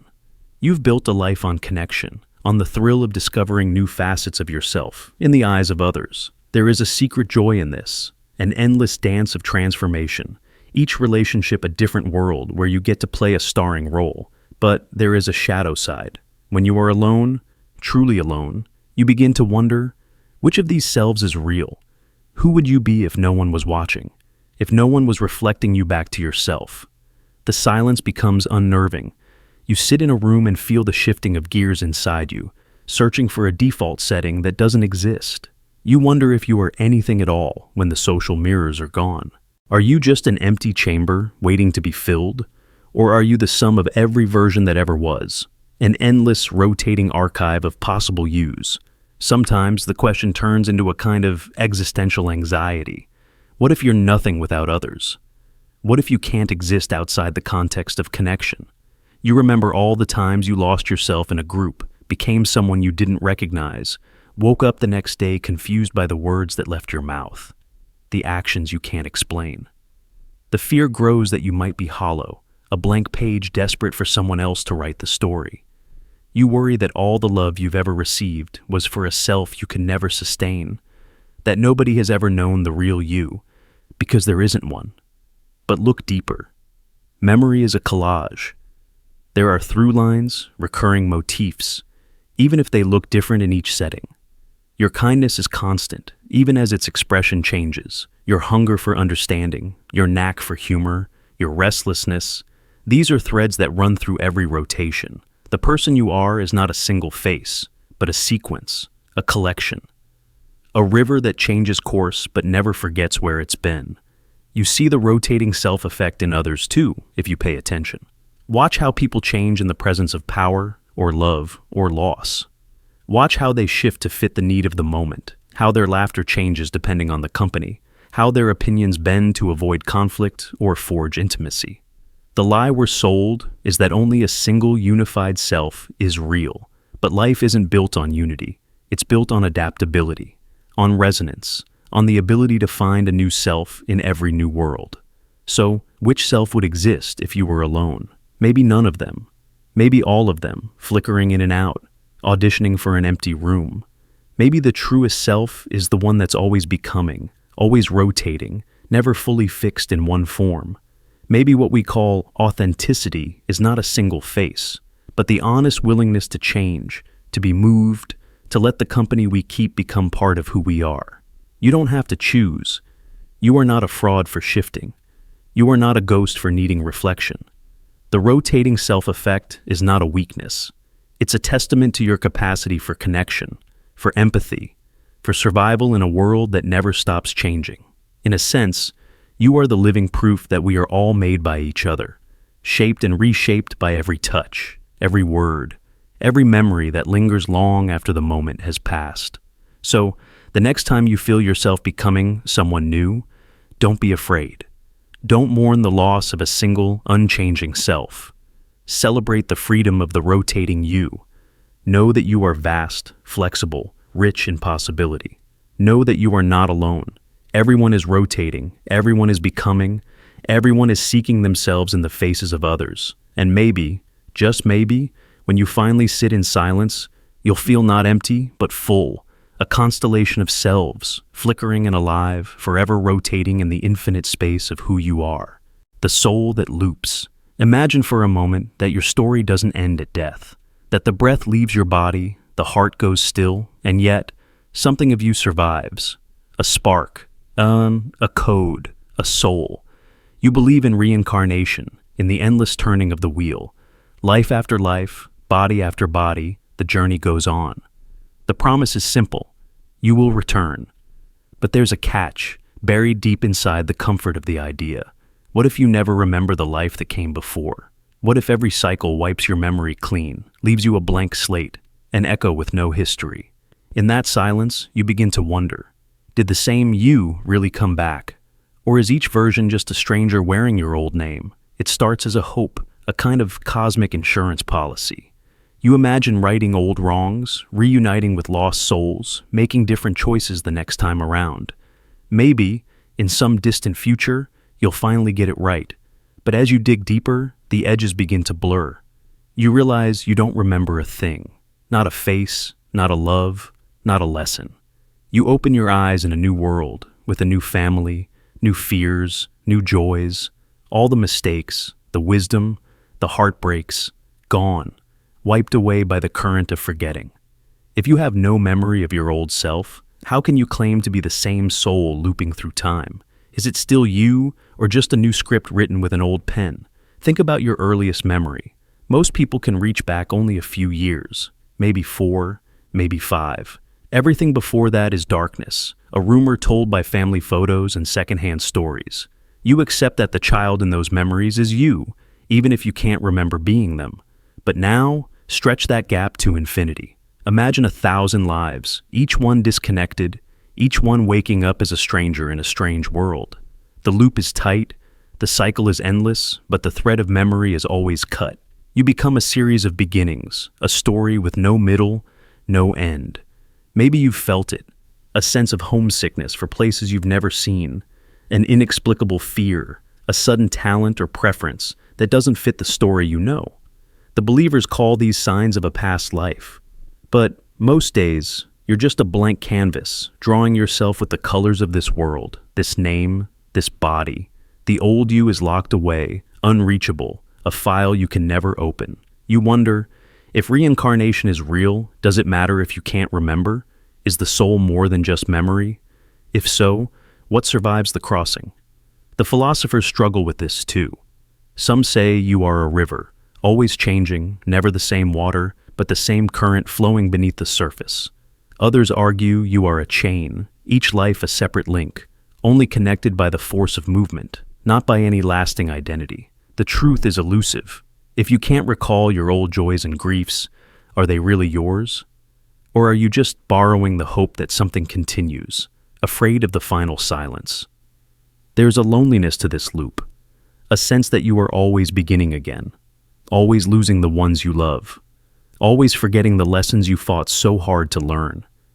You might meet a soulmate in this life, feel the click of recognition, the déjà vu that says, "I've known you before." But what if that's just your mind searching for patterns, desperate for continuity in a universe that never repeats itself? What if every loop is just a shadow, an echo, a performance with no audience who remembers the last act? Some people chase past life memories, hypnotize themselves, read old stories, hoping for a glimpse behind the veil. Maybe you've tried, searching for signs, clues, a dream that feels older than you are. But the further you reach, the more the details slip away, smudged by time and longing. The loop won't let you in. It protects you from the weight of eternity, and yet it leaves you hollow, always searching for a center that can never hold. But there's a strange freedom in this, too. If each life is a new page, unburdened by old regrets, then every moment is an invitation to be truly present, truly alive. You are not bound by the past, not haunted by old wounds. You get to choose again and again who you will be, even if the loop never lets you remember. Maybe the lesson is not in remembering, but in living as if this is the only story that matters, to act with kindness, to chase joy, to leave behind something good, knowing you may never know what comes next. So you go on, looping through lives, through names, through stories. You are the soul that returns, even if you can't remember why. And maybe that's enough, to be the light that keeps coming back, a mystery even to yourself, a new beginning every time the world starts over. The silence behind thoughts. There are moments, rare, elusive, when the endless current of thought falters and silence floods the mind. It doesn't arrive as gentle peace, nor as ordinary quiet, but as a sudden, immense blankness, like stepping outside a house you always thought was the world, only to find the air is impossibly still, stripped of sound, stripped of shape. In that silence, no voice calls out, no story plays. The old familiar I is gone, as if it never truly existed at all. For most of your waking life, thought is a relentless narrator. It names your feelings, spins stories from your memories, anticipates and regrets, judges and justifies, always insisting that someone is home, an identity, a self, a center holding all things together. But what happens when the narration ceases? When the machine quiets and no words arise? You become an observer not just of the world, but of the vanishing of your own self. And the more closely you look, the more you sense a terrifying possibility. That the I you've always trusted was only ever a whisper layered atop silence. That beneath your thoughts, there is no one at all. Have you ever tried to meditate, to quiet your mind, to reach for inner stillness? Perhaps you imagine serenity, a gentle comfort, the soothing embrace of some deeper self. But when silence finally arrives, what you find can be unsettling. The boundaries of you begin to dissolve. The constant self-talk that made you someone slips away. And what remains is a hollow, open expanse where nothing claims ownership. The silence is not yours. It simply is. You might resist at first. You try to summon thoughts back, to reassert the I. You think of your name, your history, the pain and pleasure that make up your personal mythology. But in the silence, these things appear as echoes, flickering, insubstantial, unable to anchor you. You realize how fragile identity truly is, how much it depends on the constant motion of thought, the endless rehearsal of story. The mind, once quiet, is like a stage after the play, still holding the scent of characters, but utterly empty. It can feel like a kind of death, a momentary vanishing. Without words, who is there to experience, to claim, to want, to regret? The body breathes, sensations flicker, time passes, but there is no central witness to say, I am. Are you gone, or did you never really exist? Is the self just a ripple on the surface of silence, a brief disturbance in an endless, unknowable sea? This question haunts the edges of consciousness. Sometimes, in grief or awe or exhaustion, thought drops away without warning, and the silence returns. The world continues. Birds sing, light shifts, a breeze touches your skin. Yet, without the mind naming and owning, the experience is pure, direct. No filter, no commentary, no you to mediate. There is no separation between self and world, only the ongoing play of life, unclaimed, unsupervised, wide open. The everyday self, threatened by this emptiness, rushes to fill the gap. You may find yourself reaching for distraction, music, conversation, the comforting hum of busy work. Anything to bring the thoughts back, to reestablish the familiar sense of being someone, but the memory of silence lingers, like the afterimage of a bright light, proof that the self is optional, contingent, fragile. Why is this so unsettling? Because you were raised to believe that thinking proves you exist, that the stream of words, judgments, ambitions, and regrets is the core of your being. But in the hush behind thoughts, you glimpse a deeper truth. Existence does not depend on the I. Life goes on. The world persists, even in the absence of identity. You are not the author, not the central character, but something softer, an opening, an awareness, a brief window through which experience flows. There is terror in this, but also a strange liberation. If there is nothing at the core, if the I is just a habit, a reflex, a convenient fiction, then you are free. Free from the prisons of story and memory, free from the need to defend, explain, control. You can simply be, wordless and wide as the sky. And when thoughts return, as they always do, you see them for what they are, clouds drifting across a silent expanse, never quite touching the ground. So, next time you feel the hush behind your thoughts, try not to rush away. Sit in the stillness, let the silence open and ask, if no identity speaks up, who is missing? You may find there was never anyone missing at all. Only silence, only presence, only the vast anonymous miracle of being.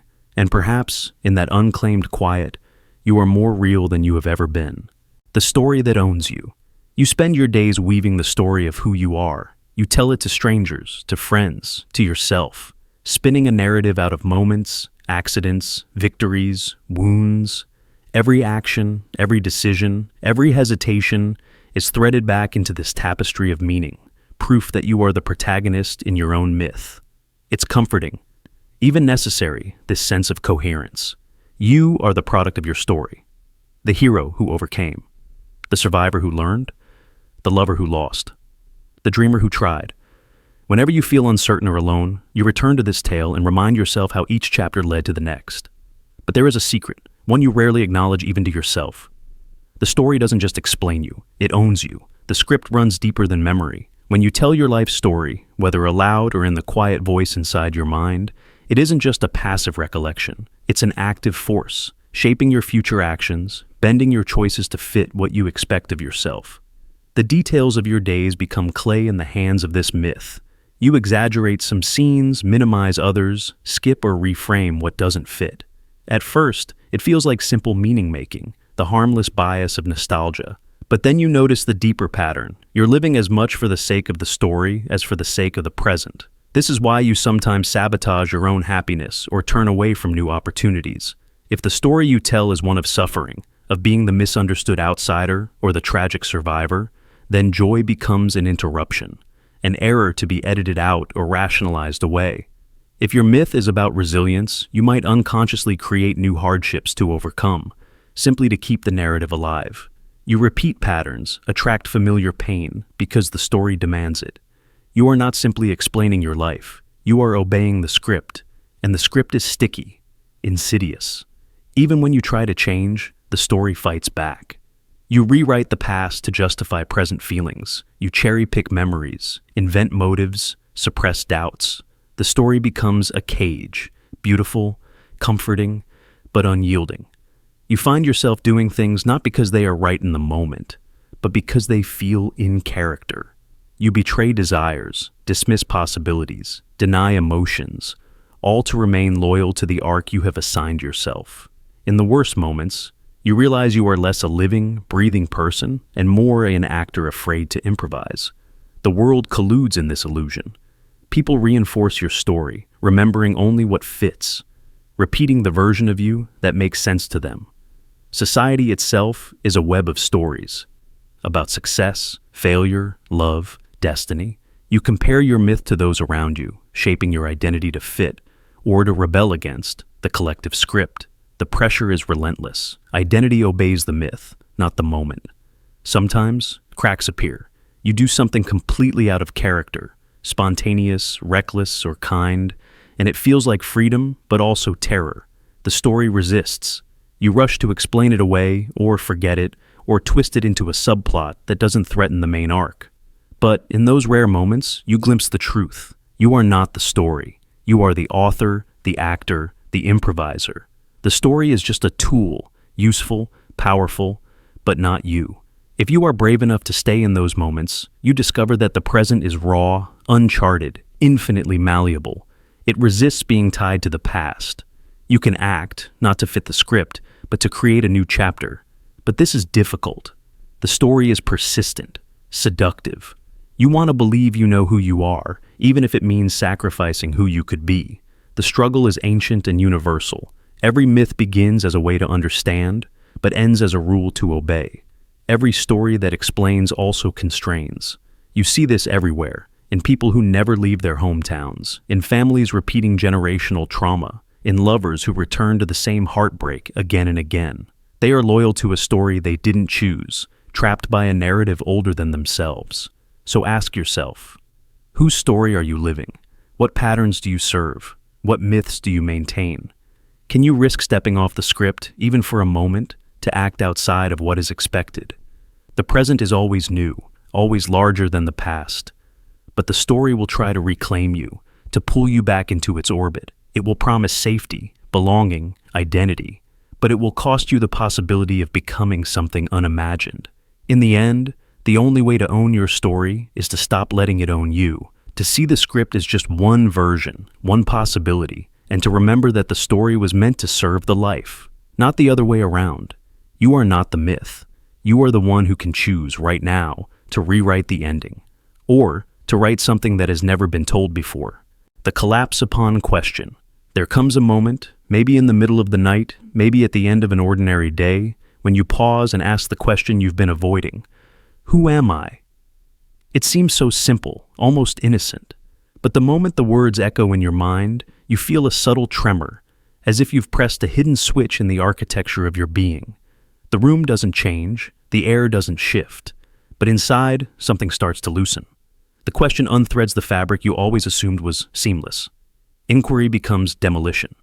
At first, you try to answer in the usual ways. You list your name, your job, the city you live in, the relationships that define you. You recite facts and memories, stacking them like sandbags against a rising tide. But the question is relentless. It seeps through every barrier, every story you tell yourself. Who am I? You ask again. And each answer feels thinner, less convincing, like paper held to the rain. You look for identity in your achievements, your dreams, your failures. You dig through childhood memories, trying to find a fixed point, a place where your story began. But the more you search, the more you realize that every memory is just another echo, another costume tried on and abandoned. You remember being a child, a teenager, a lover, a friend, but each version of you is a stranger, familiar and distant at once. You start to sense that the self you're searching for is receding as you approach, a reflection dissolving in the water the moment you try to touch it. The collapse isn't sudden, it happens in layers. The first to go are the roles: student, worker, parent, artist. You see how you performed each one, how you slipped in and out of character depending on the audience. Then the stories you've told about yourself. The wounds and victories that shaped you start to feel less like history and more like myth. Even your personality traits, shy, funny, stubborn, sensitive, turn liquid. Their boundaries melting as you examine them. What you thought was the core of you reveals itself as shifting, contingent, shaped by time and place and the gaze of others. You notice how the question itself keeps erasing the ground beneath your feet. Every answer you try to build collapses under scrutiny. Who am I? You ask. And suddenly the I is in free fall, with nothing solid to grab onto. You feel exposed, disoriented, as if the self that lived your life is evaporating in the light of your own attention. You might panic, or you might laugh at the absurdity, realizing that the act of inquiry doesn't just search for the self, it dissolves it. Some try to escape the collapse. They retreat into distraction, into routine, into the comfort of unexamined stories. Others try to rebuild, grasping at new philosophies, new labels, new tribes. But if you let the question keep working, if you allow the unraveling to continue, something stranger happens. You fall through the old scaffolding of identity, and instead of landing on a new answer, you find yourself in open space, weightless, groundless, undefined. For a moment, it's terrifying. The old self is gone, and there's nothing to replace it. But in that emptiness, there's also a kind of freedom. Without the burden of being someone, you're free to see everything clearly. Every thought, every feeling, every impulse, all arising and passing away without a permanent owner. You are a process, a field of awareness, a mystery observing itself. Mystics and philosophers have talked about this collapse for centuries. They call it ego death, self-realization, the dissolution of the false self. They say it's the doorway to enlightenment, to peace, to a kind of seeing that isn't limited by the prison of a fixed identity. But it isn't easy. Most people spend their lives carefully tending to the scaffolding, keeping the question locked away. Because when you ask, "Who am I?" and let the question work, you risk losing everything you thought you were. And maybe that's the point. The collapse isn't destruction for its own sake, but an invitation to discover that you were never the answers, only the asking. That beneath the stories and names and habits, there is something that cannot be named. A presence that watches, a silence that endures every collapse. So you stand in the ruins, blinking, breathing, the question still echoing. Who am I? You don't know. Maybe you never will. And maybe, in the space where the self collapses, you find not emptiness, but a new beginning. The freedom to simply be, untethered, undefined, alive. The photograph that replaced you. You find an old photograph, tucked in a drawer or glowing from a forgotten phone album, and for a moment, everything stops. You stare into the eyes of your own past, and the feeling is strange, like looking at a stranger wearing your skin. You remember the day, or at least you think you do. The room, the light, the faces around you, the way your body felt in that old arrangement of bones and hope. But what lingers isn't the sensation, or the memory, or the narrative of who you really were in that moment. What remains, what wins, is the photograph. The image becomes the memory. It's sharper, easier, more portable. The photograph starts to replace the living, breathing person you once were. Bit by bit, you begin to feel that the memory captured by the lens has won, and the real you has been overwritten. It creeps in slowly. You scroll through the gallery of your life, every image more familiar than the lived experience. That smile, that haircut, that group of friends, those details burn brighter than the messy, complicated feelings you had that day. You might remember you were anxious or sad or bored, but the photograph erases that. The photograph insists, you were happy here. You were whole. The more you look, the more you believe the story the photo tells. The image becomes a script for your own history, and your memory dutifully edits itself to match. Sometimes it happens with photos of milestones, graduations, weddings, birthdays, but the effect is stronger, stranger. With the mundane snapshots, sitting on a curb in the rain, a blurry selfie in the kitchen, the way you leaned into someone on a lazy Sunday afternoon. These moments weren't important at the time. In fact, you may have already forgotten the truth behind them. Now, the photograph dictates the truth. The pixels become the past. When you think about your own story, it's the image that floats up, not the sensations, not the stray thoughts, not the private aches. People around you do it too. Remember this day, they say, waving a phone or a print. You nod, even when you don't. The photograph tells everyone who you were, what you felt, who you loved. It freezes you in time, as if the version caught in that image was the real you, and every other you, the anxious one, the lonely one, the dreaming one, was just background noise. You begin to wonder if the world remembers the photo better than they remember the actual living, breathing you. You wonder if, one day, the image will be all that's left, the reality fading, until even you can't tell the difference. And what does this do to your sense of self? You catch yourself trying to live like the photo. You pose, you rehearse, you craft moments so they'll look good later, hoping to create the kind of memory that feels true even if it isn't. You scroll through other people's photos and feel envy or nostalgia for lives that, in reality, might be as messy and fractured as yours. The pressure builds to be photogenic, to be the kind of person whose life makes sense when flattened into pixels and lines. But the truth is, the photograph can never capture the secret life, the nerves before the smile, the heartbreak behind the hug, the unfinished thought behind the eyes. The photograph is a beautiful lie, and you become its most faithful believer. Sometimes, late at night, you search for proof that you are more than your images.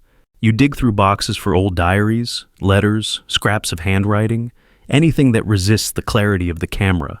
You try to remember the world from inside your own skin, the way the wind felt, the song stuck in your head, the small private pain you never told anyone.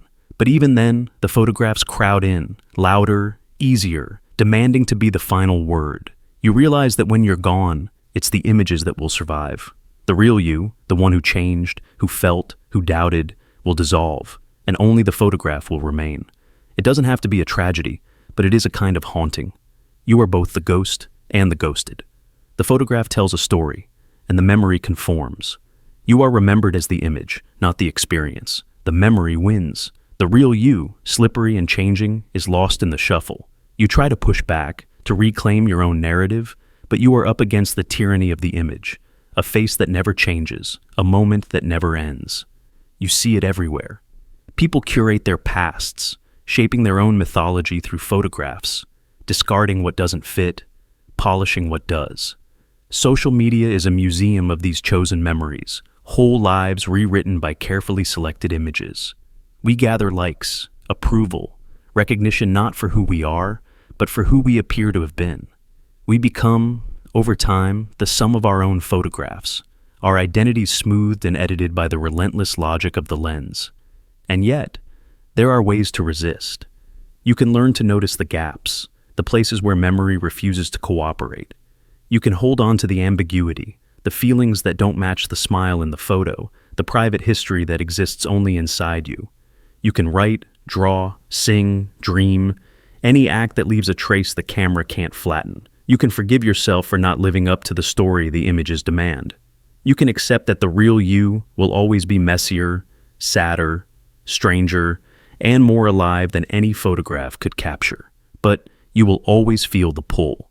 Every time you look at an old photo and feel the disconnect, every time you notice that the image feels more real than the memory, remember, this is the cost of being remembered at all. The photograph that replaced you is not the enemy.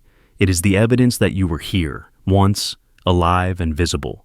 But the living you, the one who was never quite as still, as clear, as certain as the photograph, deserves to be remembered too, even if only by you. So let the photos exist, let them tell their story. But remember yours. Remember the feelings behind the frame, the parts of you that no one ever captured, the truth that lives beyond the reach of any lens. Because in the end, you are not the photograph. You are the shadow behind the smile, the flutter of nerves, the unfinished thought, the real you waiting to be remembered in ways no image ever could. The inherited identity, cage. You were born into a story already half written. Before you spoke your first word, you were already echoing voices you'd never met.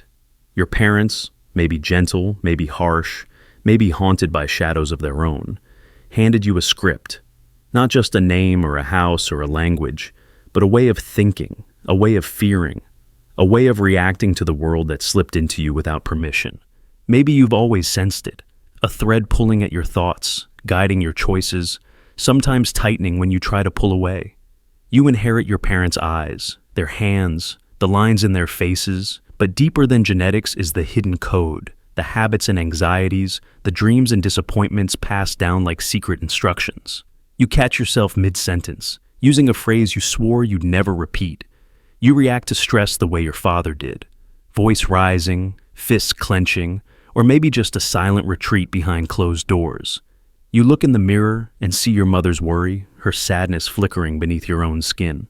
Even your laughter carries the music of someone else's life. You wonder, where does imitation end, and where do you begin? You try to rebel, to carve out your own patterns, but the echoes remain. You promise yourself you'll never make their mistakes, never repeat their wounds. But when the pressure builds, you find yourself acting out the same old script, word for word. It's more than just nurture. Science says you inherit more than genes. You inherit trauma, hopes, fears encoded not just in DNA, but in nervous systems trained by 1,000 generations of survival. The cage isn't just physical, it's psychological, ancestral. It's the anxiety you can't explain, the shame you carry for no clear reason, the dreams that die in your mouth before you speak them. You try to imagine a pure you, untouched by history, but every attempt to break free brings you back to the same question. If everything was inherited, what part of you was ever really free? Maybe you see it clearest when you try to change. You take a deep breath, promise yourself this time will be different. You want to love differently, argue differently, believe differently. But the moment comes, and your body acts before your mind catches up. The cage is not just around you, it's inside you. You watch yourself replaying childhood dramas with friends, lovers, your own children. The roles shift, the costumes change, but the lines are always the same.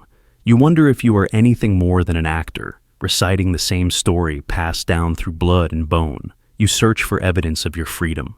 Maybe you find it in tiny rebellions, a new taste, a belief your parents would never accept, a risk they would never take. You hope these are signs of something original, something unclaimed by the past. But the doubt remains.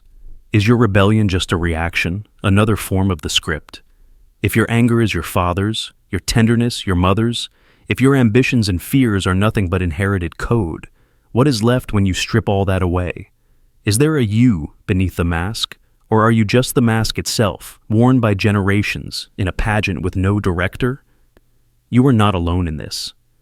Everyone walks through life with chains made of memory and habit.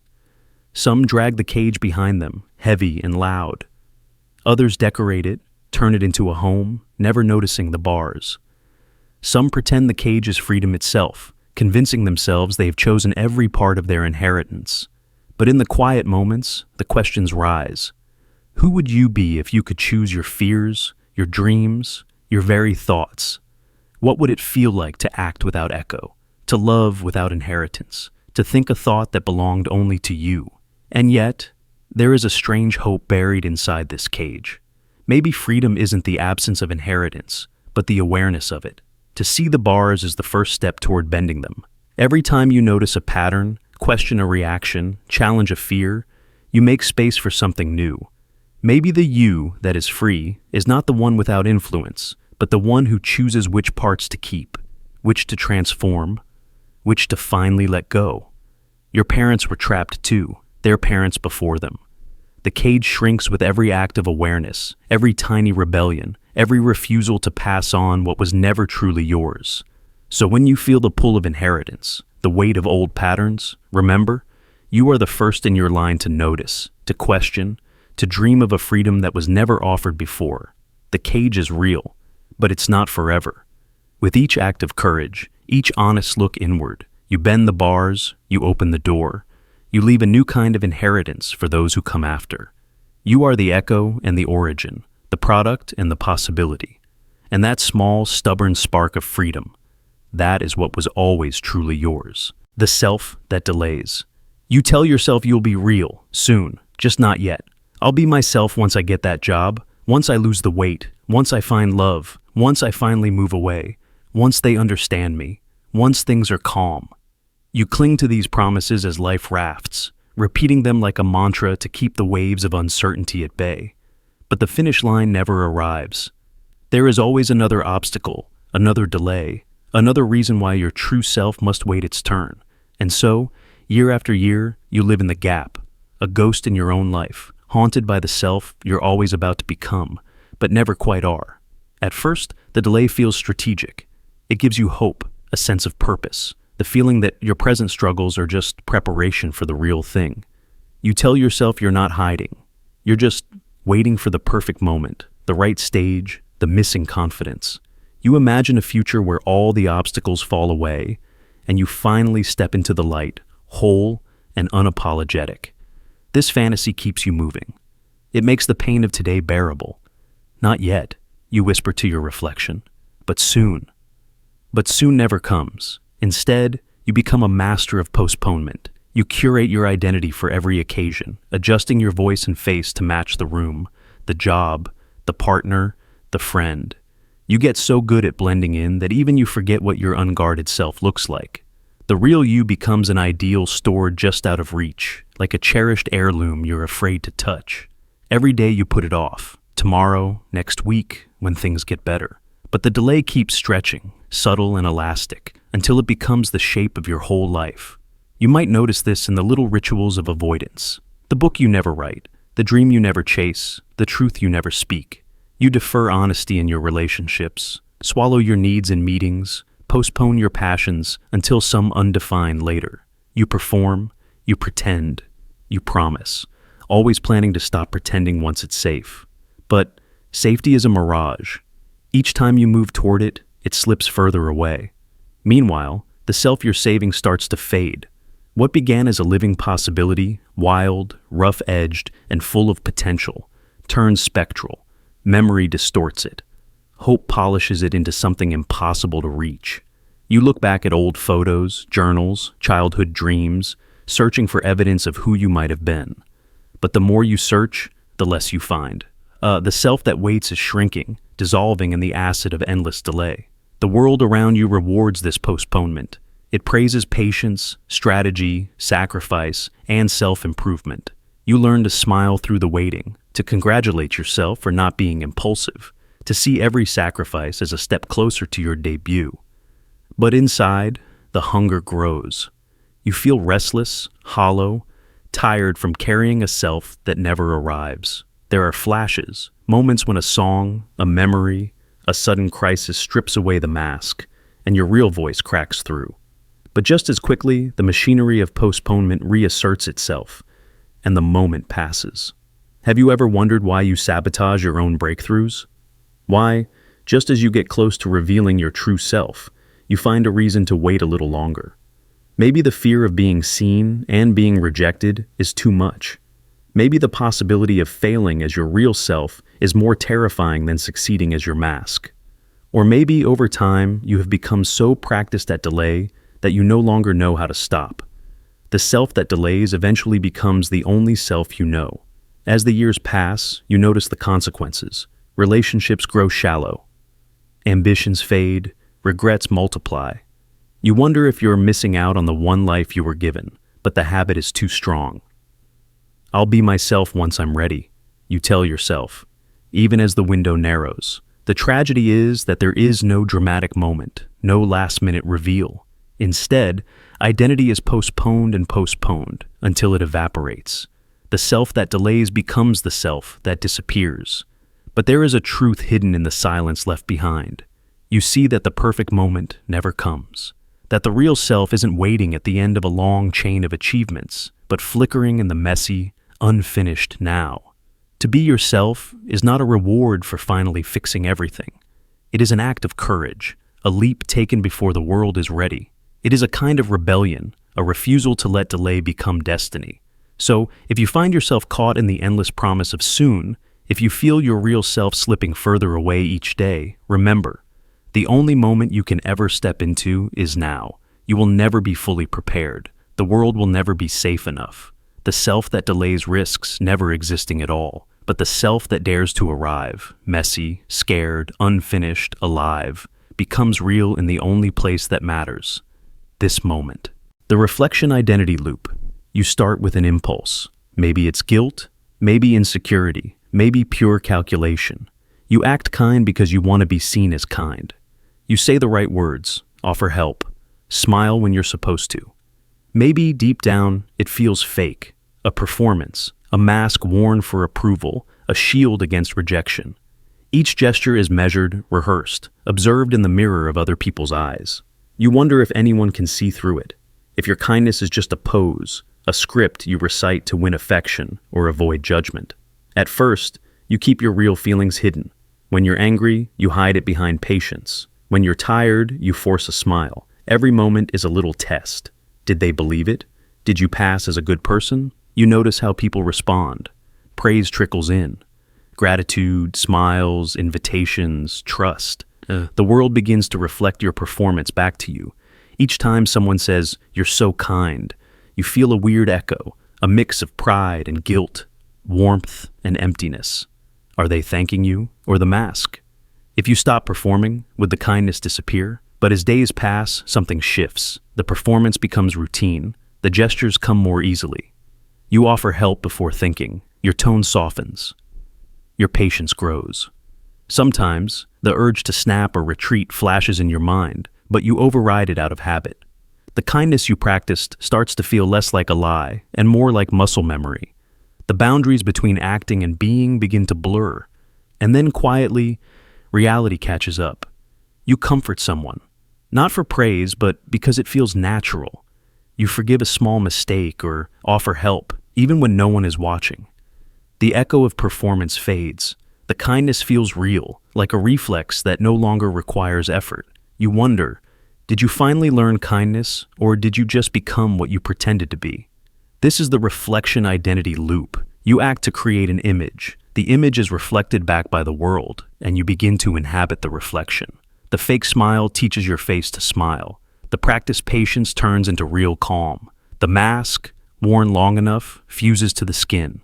You set out to fool others, and instead, you rewired yourself. The loop completes, and now you're left with a question. Are you authentic, or just the sum of your performances? The answer isn't simple. All identity is shaped by repetition, by what we do, by how the world responds, by what we repeat until it becomes second nature. Sincerity and performance are not opposites. They bleed into each other, feed each other, blur the line between intention and habit. Maybe everyone's kindness starts as imitation, learned from parents, heroes, strangers, first acted out, then internalized, then lived. You start to see this pattern everywhere. The shy child who fakes confidence until they grow into it, the skeptic who practices gratitude until they become more grateful, the angry soul who tries patience, awkward at first, then finds themselves changed. We act ourselves into existence, sculpted by the masks we wear, shaped by the eyes that reflect us. Still, doubt lingers. Is it real if it started as an act? If the habit is now instinct, does the origin matter? In the end, your kindness has become a part of you, real enough to change the world around you, real enough to help, to comfort, to heal. Maybe that's the only reality that counts. The loop that started as performance became character, then character became truth. So when you look in the mirror, wondering if you fooled everyone, remember, the mask can teach the soul. Sometimes the best way to become who you want to be is to act like you already are. The performance is not the opposite of authenticity. It's the first step toward becoming it. And in the end, you're not just pretending. You are living the answer. The reaction becomes personality. You're told you have a certain personality. Maybe you're funny or sharp or the quiet one. Maybe you're the peacemaker or the one who never lets anything slide. People describe you in adjectives you've worn for so long, you almost believe they're the truth. But late at night, when the noise fades and you're left alone with your own thoughts, you remember the first time you learned to react this way. The first time you swallowed your words to avoid conflict. The first time you made a joke so the room wouldn't go silent. The first time you became small or loud or invisible because it was the only way to survive. Your personality didn't grow out of nowhere. It was forged in the fire of necessity. There's a version of you, long buried, who was raw and open, before the world taught you which parts were dangerous, before you realized certain looks meant pain was coming, before you learned that anger would get you left alone, or that crying would get you laughed at. The reaction started as survival strategies, a shield here, a distraction there, a quick pivot to humor or sarcasm, a habit of caretaking so you'd never be abandoned.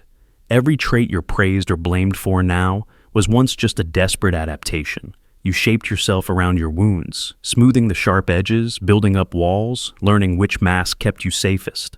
Over the years, these defenses became automatic. People saw only the surface. They told you, you're so resilient, not knowing that resilience was just the result of being broken and forced to heal in crooked ways. You're so easygoing, they said. But they never saw how you learned to numb your needs, to make your own feelings disappear so others would stick around. You're a leader, but you became one because you were forced to take charge when no one else did. You're independent, but only because trusting others always came with a price. Soon, the reactions became habits, and the habits became your personality. You can barely tell the difference now. Is your sense of humor really joy, or is it armor? Is your patience really virtue, or just exhaustion? Is your ambition a passion, or a constant need to outrun the fear of not being enough? The world keeps applauding the mask, but you know the truth. Beneath every trait is a scar. Under every strength, a wound. You watch yourself in social situations, the way you apologize when you're not at fault, or shrink from praise, or rush to fill silence because you can't bear discomfort. You notice your impulse to always be useful, to keep things light, to disappear when things get real. And if you dig deeper, you remember exactly when you first needed to be this way. Maybe it was a parent's cold shoulder, a bully's laughter, a lover's betrayal, or a world that punished your softness. Survival wasn't a choice. It was a script you learned by heart, a role you couldn't quit. What happens when the world starts calling this survival mechanism you? You become fluent in your own performance. You might even take pride in it. Call yourself adaptable or strong or the rock for others. But sometimes, in the quiet, you wonder who you'd be if you didn't have to react all the time. If you didn't have to keep your guard up, or laugh everything off, or be the responsible one, or the always happy one, or the unbreakable one. You might never know. The lines between wound and wisdom blur over time. The shell hardens, and the world forgets there was ever a softer self underneath. But you remember. You carry the memories, the old instincts, the cost of every adaptation. You know that the things people love about you were never just gifts. They were your lifelines. This is the paradox. The world loves the you that your wounds made, but never asks what it cost. Sometimes you want to drop the mask, to risk being seen in your rawest form. Sometimes you want to know what's left if you stop performing, stop defending, stop adapting. But then the old reflexes kick in, the ones that kept you alive. The world is not always safe for softness, so you keep moving, keep reacting, keep refining the mask until even you can't tell where the wounds end and the personality begins. Maybe one day, you'll meet someone who sees through the performance, who recognizes your survival, your scars, your strength, and your softness. Or maybe you'll find a space, even for a moment, where you can drop the armor and see what's left when you stop surviving and simply exist. Until then, you live as the sum of every reaction, every scar polished into a trait, every adaptation called a gift. Your personality is your masterpiece and your inheritance, for better or worse. The broadcasted self-effect.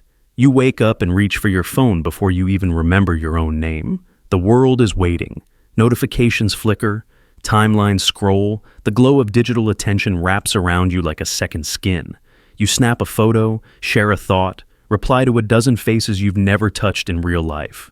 It feels normal, natural, necessary. You've built a life online, moment by moment, post by post, broadcast to an invisible crowd. And with every story, every status update, every tagged location and carefully chosen filter, the line between what's real and what's performed blurs a little more. You give away pieces of yourself to strangers, friends, algorithms, until the pieces outnumber the whole. At first, it's exhilarating. You get to curate your image, choose your highlight reel, offer the best angles, the cleverest lines, the wittiest takes. The world responds with hearts, likes, comments, a chorus of validation that lights up something ancient inside you. You feel seen. Maybe for the first time, you feel heard. So you share more and more. The algorithm rewards your vulnerability, your cleverness, your outrage. Your online self begins to take shape, brighter, sharper, simpler than the messy, complicated version you live with offline. But then the cracks begin to show. You forget what you've shared and what you've kept. You struggle to remember if that joke was a private thought or something you tweeted into the void. You run into an old friend, and they mention a post you forgot you wrote. Suddenly they know details about your heartbreak, your weekend, your dreams. The self you've broadcast is now living in other people's minds, looping on screens you'll never see, mutating and growing without your permission. The world begins to know a version of you that even you don't recognize. You start to sense the split.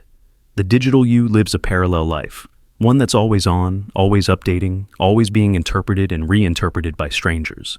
You become a spectator to your own identity, watching your broadcasted self gather likes, spark arguments, inspire envy or ridicule. You scroll through your own feed, searching for proof that you are real, that the story still belongs to you. But it's out there now, echoing in timelines, archived in servers, dissected by people you'll never meet. The more you share, the more you lose track of what remains unshared, what is private, what is sacred, what is just yours. You notice the anxiety creeping in. Before every post, 1,000 calculations. How will this look? Who will see it? Will it be misunderstood, twisted, ignored? You start to second-guess yourself, filter your thoughts, polish your pain until it's presentable. The messy, unfiltered you becomes harder to access. Sometimes you find yourself acting for the camera, performing for an audience even when no one is watching.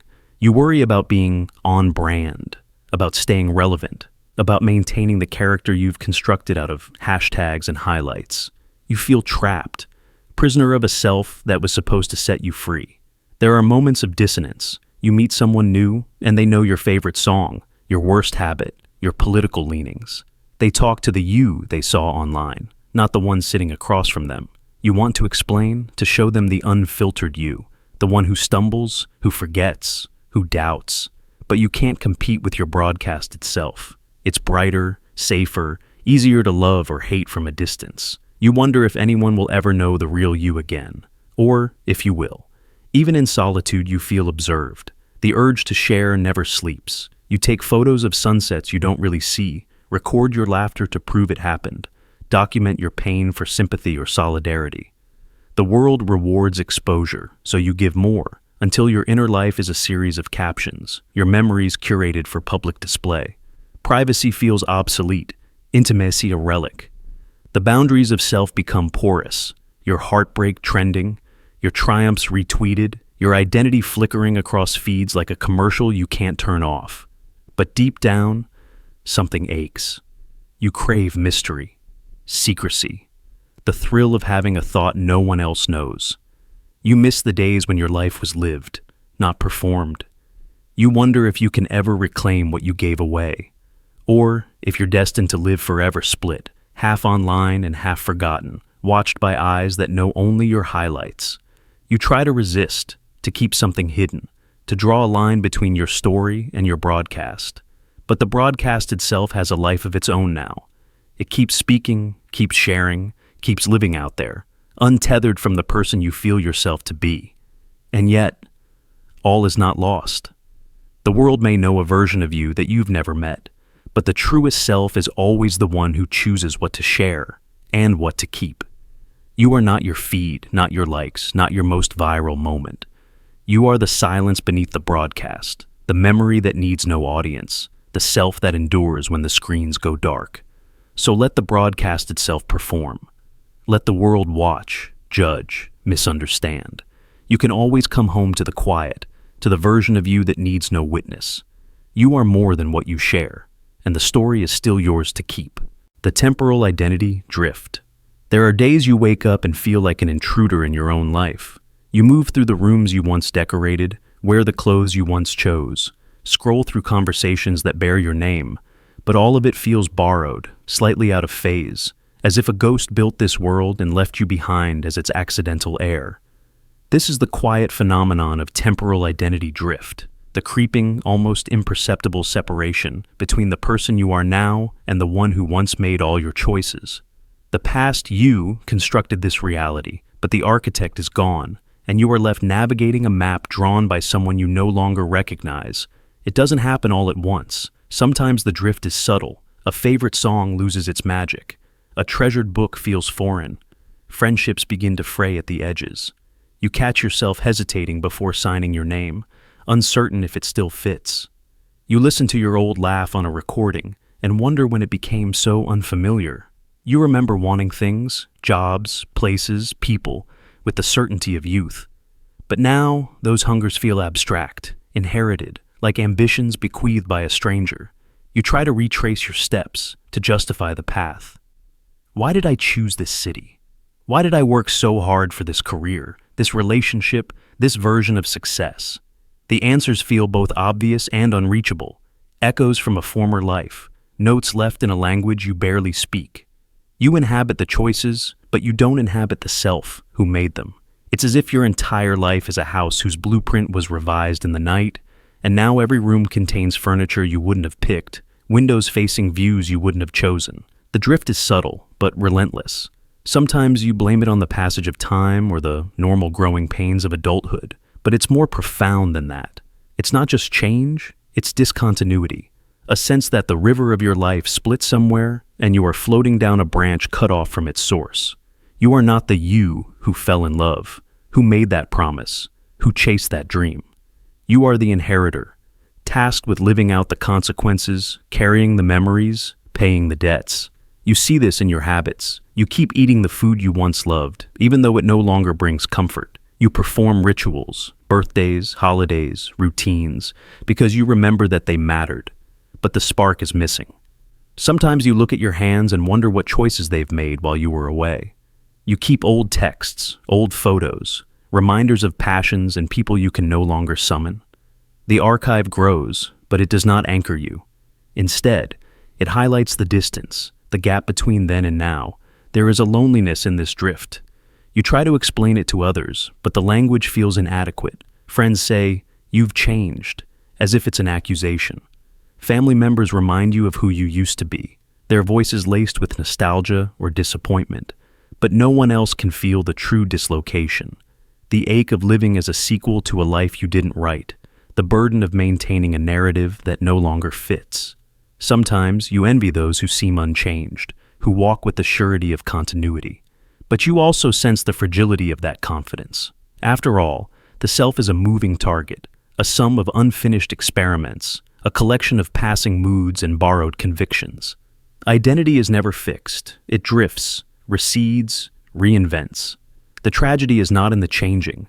It's in the moments you wake up too far from where you began to remember why you started. And yet, there is a strange liberation in the drift. If the you who built this life is gone, then you are free to question, to reshape, to walk away from the roles and desires that no longer belong. You are not bound to the past self's mistakes or ambitions. You can grieve what is lost, but you can also step forward, even if you carry the weight of another's choices. This is the paradox at the heart of temporal identity drift. You are both the author and the audience, the ghost and the survivor. You keep waking up in the life someone else built, a life that wears your face, speaks your name, but houses a different soul. You are the memory and the forgetting, the echo and the silence that follows. So if you find yourself adrift, no longer relating to the you who made this world, know that you are not broken. You are the continuation, the new chapter, the one who gets to ask, what comes next? The drift is not a defect. It is the living proof that identity is not a prison, but a river, forever flowing, forever changing, and always somehow finding its way. The emergency self protocol. There's a version of you that only wakes up when everything falls apart. A self stitched together from adrenaline, grit, and unbreakable resolve. In moments of crisis, you transform. You become decisive, focused, necessary. There's no time for fear or doubt or hesitation. You act, clear, powerful, almost invulnerable. Friends lean on you. Strangers trust you. In the burning building, in the crash, in the breakdown, you're the one who takes command. You become the hero of the moment, and for a while, it feels right. Your life has sharp edges and clear meaning. Every action matters. You are needed, alive.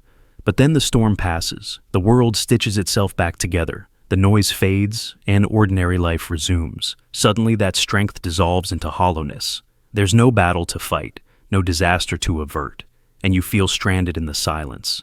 The skills that saved you now feel useless. The purpose that guided you melts away. You walk through peaceful days like a ghost of your own crisis self. Quiet, restless, uncomfortable.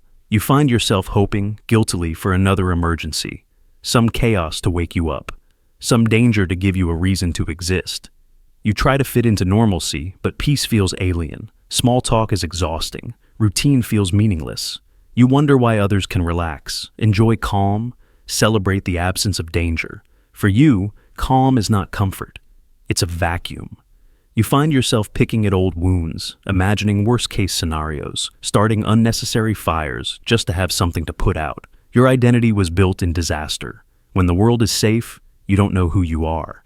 This is the emergency self-protocol, a subconscious survival system coded deep in your psyche. It forms in childhood, perhaps, in homes ruled by chaos, or later in adult crises, each emergency burning new neural pathways. Over time, you become a specialist in survival, a master of action under pressure. But peace is not your native state. In stillness, you feel erased. You see this in your relationships. People praise your courage, your leadership, your ability to stay calm when others lose control. But in peacetime, they drift away, or their needs change, and you are left behind. You feel misunderstood, even lonely. Others seem content to live in the sunlight, but you are shaped by storms. Sometimes, you try to explain the emptiness, but words fail. People ask why you can't just relax, enjoy life, be happy. They don't realize that your sense of self was never designed for happiness. It was built to keep you and others alive. In quiet moments, you may resent this part of you, or grieve the peace you never learned to inhabit. You might even envy those who can be soft, silly, vulnerable without anxiety.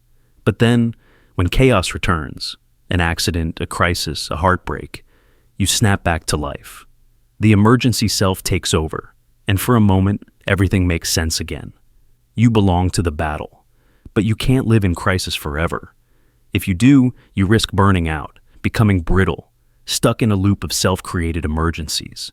You may sabotage relationships, jobs, or health, unconsciously seeking the next disaster to justify your existence. Or you might grow numb, hiding from life entirely, waiting for the world to need you again. The tragedy is that the emergency self, while powerful, is not meant for the long haul. It is a tool, not a home. The challenge, then, is to build a self for peace, a version of you that can thrive in calm, that can find meaning in softness, joy in the ordinary, purpose in rest. This requires a kind of courage far greater than what the emergency self knows. It means sitting with emptiness, allowing yourself to be unneeded, risking vulnerability. It means grieving the old identity, the rush of crisis, and gently, patiently, learning to exist without the constant threat. You might begin by noticing the urge to seek chaos, the discomfort in calm. When peace feels empty, ask yourself what you need, not just to survive, but to live. Seek out new kinds of meaning, creativity, connection, learning, play. Practice sitting in the silence, letting the emergency self rest, letting a softer self emerge. Forgive yourself when you falter. This is a different kind of strength. You are more than the self that rises in crisis. You are not just the sum of your disasters. Even if you were built for the storm, you can teach yourself to belong to the sunlight. The emergency self will always be there if you need it. But you deserve a self that knows how to live, not just survive. The self-improvement loop, collapse. Imagine you start your journey with the idea that you just need a little improvement, a few rough edges smoothed, a few flaws patched up. You read the books, you watch the videos, you adopt the habits, you start the rituals. Wake up at 5, meditate, journal, exercise. You make your checklist, and every time you complete it, you feel a flicker of relief. A promise whispered in the back of your mind. Now you are getting closer to the real you. But the checklist never ends, because once you adopt one improvement, you find another, and another, and another. You start to believe that each layer you peel away is bringing you closer to the core of yourself. But what if the core is being hollowed out in the process? This is the self-improvement loop collapse, the process of refining yourself so aggressively that you erase the very foundation you were trying to improve. Think about it like this. Imagine you are sculpting a statue from a block of marble. You chip away everything that doesn't look perfect. Every imperfection is sanded, every corner softened. But if you keep chipping, past the obvious flaws, past the small ridges, past the microscopic bumps, you eventually reduce the marble to dust.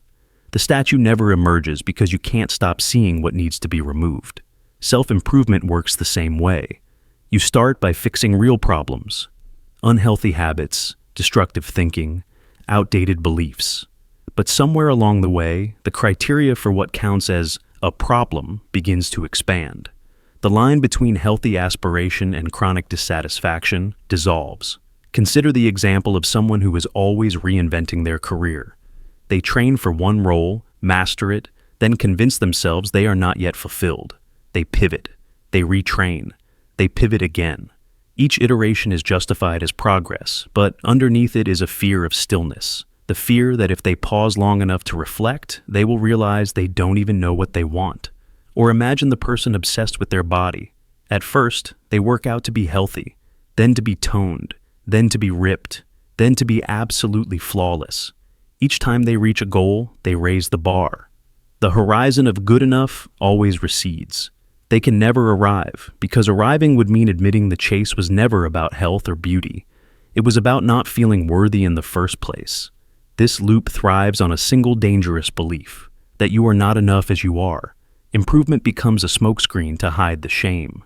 You say you want to grow, but really you want to escape the discomfort of being you. And the tools you use to do this, self-help books, productivity hacks, dietary regimes, become weapons you wield against your own humanity. You monitor your sleep cycles, your calories, your screen time, your thoughts.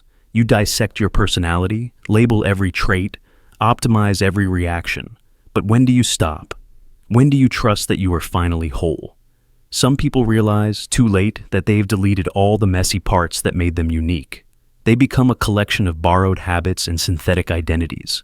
The more they fix themselves, the more distant they feel from any authentic sense of self.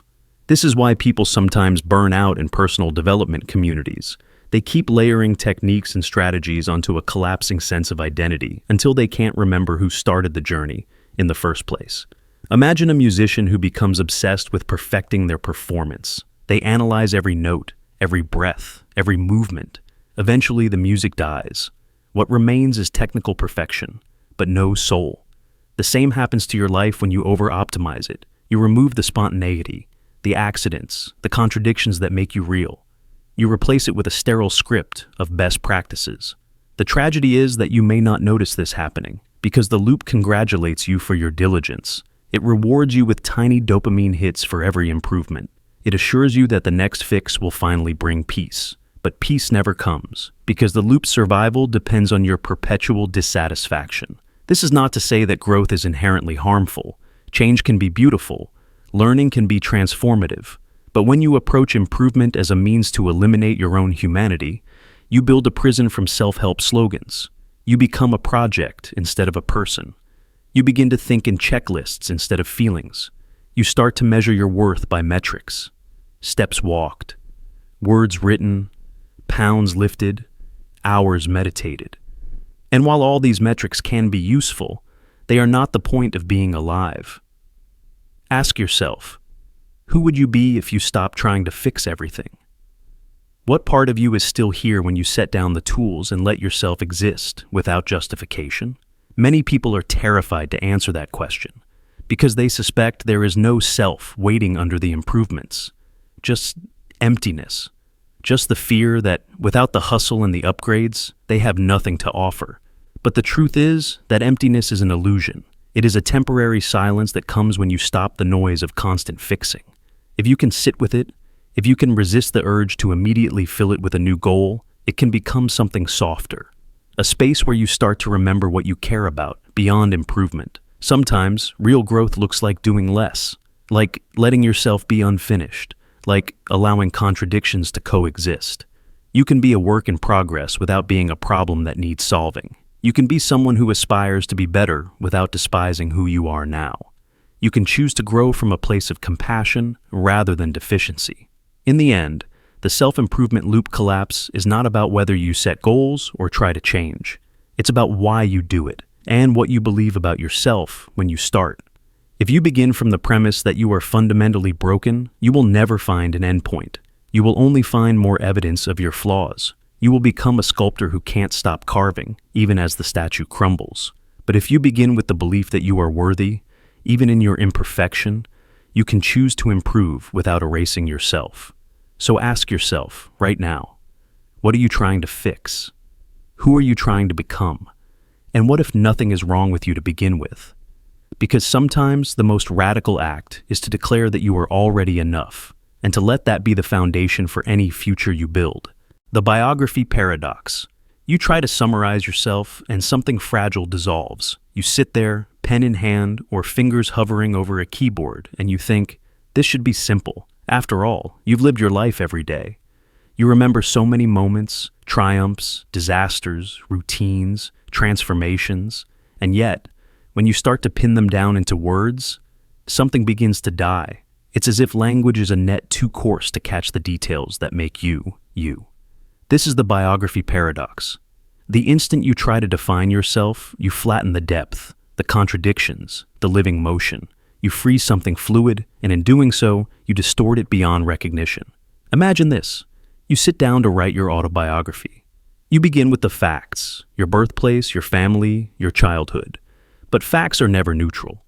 Every word you choose is a lens that magnifies one angle while erasing another.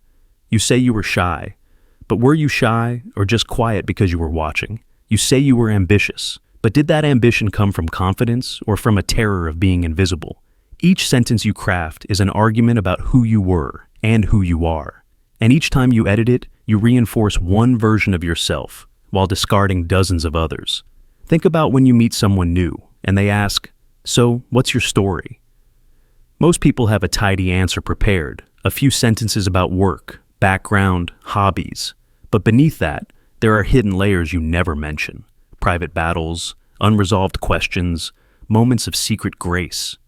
You curate your narrative for simplicity, for coherence. Because if you told the full truth, it would be too sprawling, too contradictory, too raw. But over time, those little summaries calcify. They start to feel like the truth, even when they are only a mask. The real story is too alive to stay contained in a neat paragraph. Neuroscientists have discovered that memory is not a static recording, but an act of reconstruction. Every time you remember something, your brain rebuilds it, and each reconstruction is influenced by your current emotions, beliefs, and expectations. In other words, your biography is never finished because you're always rewriting it, even if you don't notice. The past is not fixed. It's a moving target, shifting every time you look back. This is why memoirs written decades apart by the same person often contradict themselves. The older self doesn't just remember differently, they are different. And so, the meaning of everything that came before morphs to fit the new lens. You can see this paradox in action in relationships.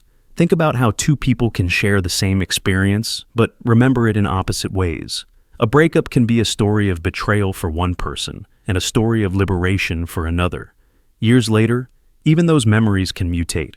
What once felt like the greatest love of your life might later seem like a lesson in self-deception. The words you choose to describe those experiences don't just record the past, they invent it. The biography becomes an act of storytelling, not truth-telling. And when you commit your story to the page, you seal one version of yourself in ink, abandoning all the other selves you could have described. This paradox is not only personal, it's cultural. History itself is a biography written by victors, by archivists, by those with access to the microphone. A civilization tries to define itself, what it values, what it regrets, and in the act of summarizing, it always loses something essential. No textbook can capture the lived feeling of an era. No monument can contain the full range of human longing. We think if we gather enough data, enough records, enough stories, we will arrive at the truth. But the truth is always larger than any container we build for it. The same is true for you. You are larger than any narrative. Consider the example of someone who keeps a daily journal. They might believe that by documenting every detail, every thought, every feeling, they are preserving their authentic self. But even the most exhaustive diary is an edited version of reality. You can't write down every sensation you feel as you write. You can't transcribe the unspoken commentary in your mind, or the fleeting emotions you're not yet aware of. The self slips through the cracks of language, and over time, even those journals become a performance. You start writing not just to record, but to convince yourself you are coherent, understandable, whole. The paradox grows sharper when you attempt to write a biography for others to read. You feel the pressure to be relatable, to tell a story that has a clear arc, struggle, transformation, redemption. But life is rarely so orderly. Some struggles never resolve. Some transformations are partial or reversible. Some wounds never fully heal. When you write your story to make it palatable or inspiring, you often amputate the messy parts that made it real. The polished version might be more beautiful, but it is also a betrayal of the living complexity inside you. This is why some people recoil at being defined by others. When someone describes you in a sentence, she's so driven. He's always anxious. They're the life of the party. A part of you wants to protest. Because even if that description is sometimes true, it's never the whole truth. You are a kaleidoscope of selves, shifting and overlapping, a process more than a product. And yet the world demands biography. Employers want resumes, friends want explanations, society wants labels. Every time you oblige, you cut away pieces of yourself to fit the shape of the container. This is also why moments of pure presence feel so liberating. When you're absorbed in an experience, watching a sunset, dancing without thinking, comforting a friend, there is no biography. You're not narrating yourself in your mind, you simply are. And in that state, you feel whole. The instant you step back to describe it, I am the kind of person who feels deeply. I am someone who loves beauty. The immediacy dissolves, the biography reasserts itself, and you become a character again, acting out a story you may or may not believe. So why do we keep trying to summarize ourselves? Maybe it's because humans crave meaning, and meaning often comes through narrative. We want our lives to make sense. We want to believe we are more than a series of random events and impulses. But the irony is that in trying to find that sense, we often bury the very aliveness we are trying to understand. We turn the river into a map. We trade the experience for the explanation. If you feel this paradox in your own life, you're not alone. Every time you try to tell your story, you are distorting it. Every time you define yourself, you are limiting yourself. The biography will always be a shadow of the real thing, and maybe that's okay. Maybe the point is not to capture yourself perfectly, but to honor the impossibility of doing so. To remember that you are not the story, you are the storyteller, the witness, the ever-changing presence behind the words. So, the next time you feel pressured to summarize who you are, remember, whatever you say is only an approximation. A snapshot, not the landscape, a single note, not the song. Let that knowledge be a kind of freedom. You don't have to get it right, you don't have to fit, you don't have to be finished, because you are not a biography. You are a living mystery, too vast for any page to hold. The voice without speaker. Have you ever noticed the voice inside your head? The one that narrates your day, interprets your experiences, sometimes scolds you, sometimes comforts you? Most people assume this voice is simply themselves, an internal monologue echoing their conscious mind. But what if you pause and really listen? Sometimes the voice doesn't sound like you at all. Its tone is detached, cold, almost alien, like it's observing you rather than being you. It comments on your actions with an eerie neutrality, or worse, a condescending distance. It feels uncoupled, as if it exists on its own. This is the phenomenon of the voice without a speaker, an unsettling experience that can make you question whether you are the one thinking, or whether thinking is simply happening to you. Consider this moment. You're walking down the street, replaying an awkward conversation from earlier. The voice in your mind says, "That was pathetic. You always do this." You didn't consciously choose those words. You didn't pause to construct that sentence. It just appeared, fully formed, fully voiced. Who authored it? You might argue that it's your subconscious, a byproduct of accumulated memories, self-judgments, and social conditioning. But even so, there's a strangeness to the experience. If it is truly your own mind, why does it sometimes feel like an intruder? Why does it feel so separate that you could almost address it directly? Like a passenger lodged behind your eyes, narrating your life as if it were someone else's. This separation can become even more obvious during moments of crisis or high stress. For example, when you feel extreme fear, your conscious mind might be overwhelmed, yet the voice continues to speak in the same detached tone. You are panicking. You look ridiculous. Everyone can see. It doesn't comfort you or share your distress. It reports your state like a news anchor describing an unfolding disaster. It has no warmth, no solidarity. Just a cold, steady commentary. This is when people often first realize that the voice is not truly them. Because in those moments, your raw emotions and the voice's neutral observation are not aligned. They feel like two separate entities. Some researchers have proposed that this internal narrator emerges from a process called metacognition, the brain's ability to monitor its own thoughts. Metacognition helps us reflect, plan, and self-correct. But it also creates the illusion of an internal witness, something that stands apart and watches. Over time, this witness becomes so familiar that we mistake it for our identity. Yet, it is more like an echo chamber. It collects phrases, judgments, and stories from parents, teachers, culture, and repetition. And when it speaks, it uses that raw material, sometimes without your consent. Imagine growing up in a household where your achievements were never good enough. Every success was met with criticism or a reminder that you could have done more. Your internal narrator recorded those scripts. Now, decades later, when you finish a project or accomplish a goal, the voice says, "Sure, but it's not really impressive. You never consciously decided to adopt this message. It was installed over years of conditioning, and now it speaks with an authority that feels absolute. But if you question it, you may realize it's not some universal truth. It's an inherited narrative, a patchwork of old voices pretending to be your own. This is why mindfulness practices often emphasize observing thoughts without identifying with them. When you meditate and watch your thoughts arise, you start to notice their spontaneous, mechanical nature. Thoughts appear and disappear without your bidding. They comment, label, and judge. But when you step back far enough, you realize there's something else behind them. Something that is aware, but silent. The silent awareness doesn't speak. It doesn't comment. It simply perceives. This contrast reveals that the narrator isn't the same as the perceiver.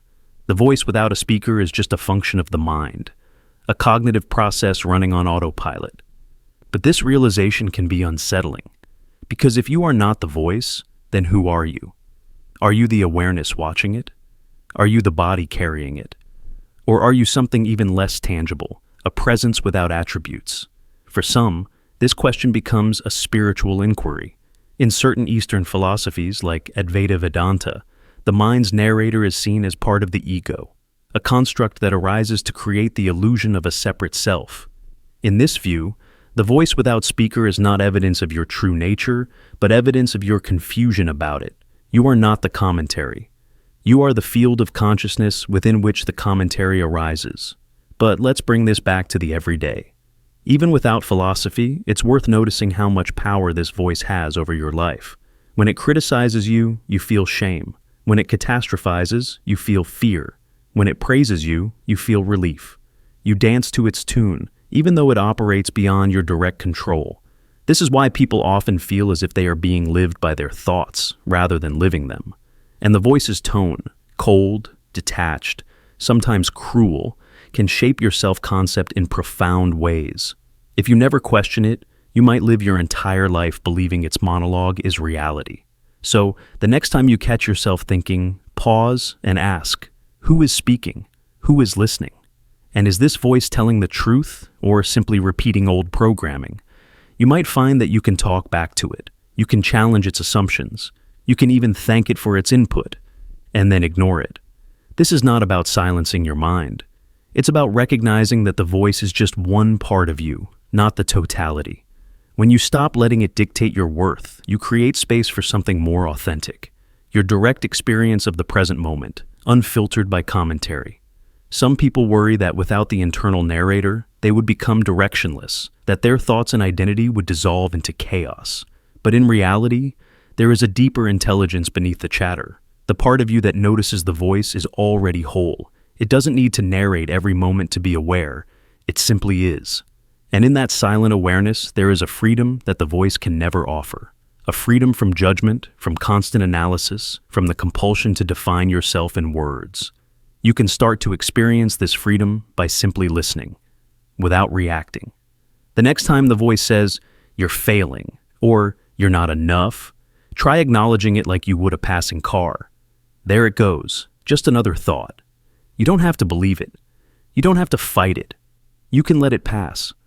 The more you practice this, the more you'll realize that you are not the cold observer in your head. You are the warm presence that holds it all, silently aware, unshaken. Because ultimately, the voice without speaker is just that, a voice. It can narrate your life, but it cannot live it for you. It can criticize, but it cannot feel joy or sorrow. Only you, the awareness beneath the words, can do that. And when you finally stop mistaking the echo for the self, you reclaim something precious. The right to be here without explanation, to exist without commentary, to live without the need for a narrator to prove you are real. The goal that killed identity. You set out to become someone better, stronger, more complete. You built goals like monuments, each one taller than the last. You told yourself these ambitions were proof you mattered, that your striving would forge a self you could finally respect. And for a while, it worked. You felt purpose, momentum, a kind of electric certainty that you were on the right path. But somewhere along the way, you lost track of the version of you who wanted all this. The goal that killed identity is not about failure. It's about a strange kind of success. You became exactly who you set out to be. And, in doing so, you erase the memory of the self who dreamed it.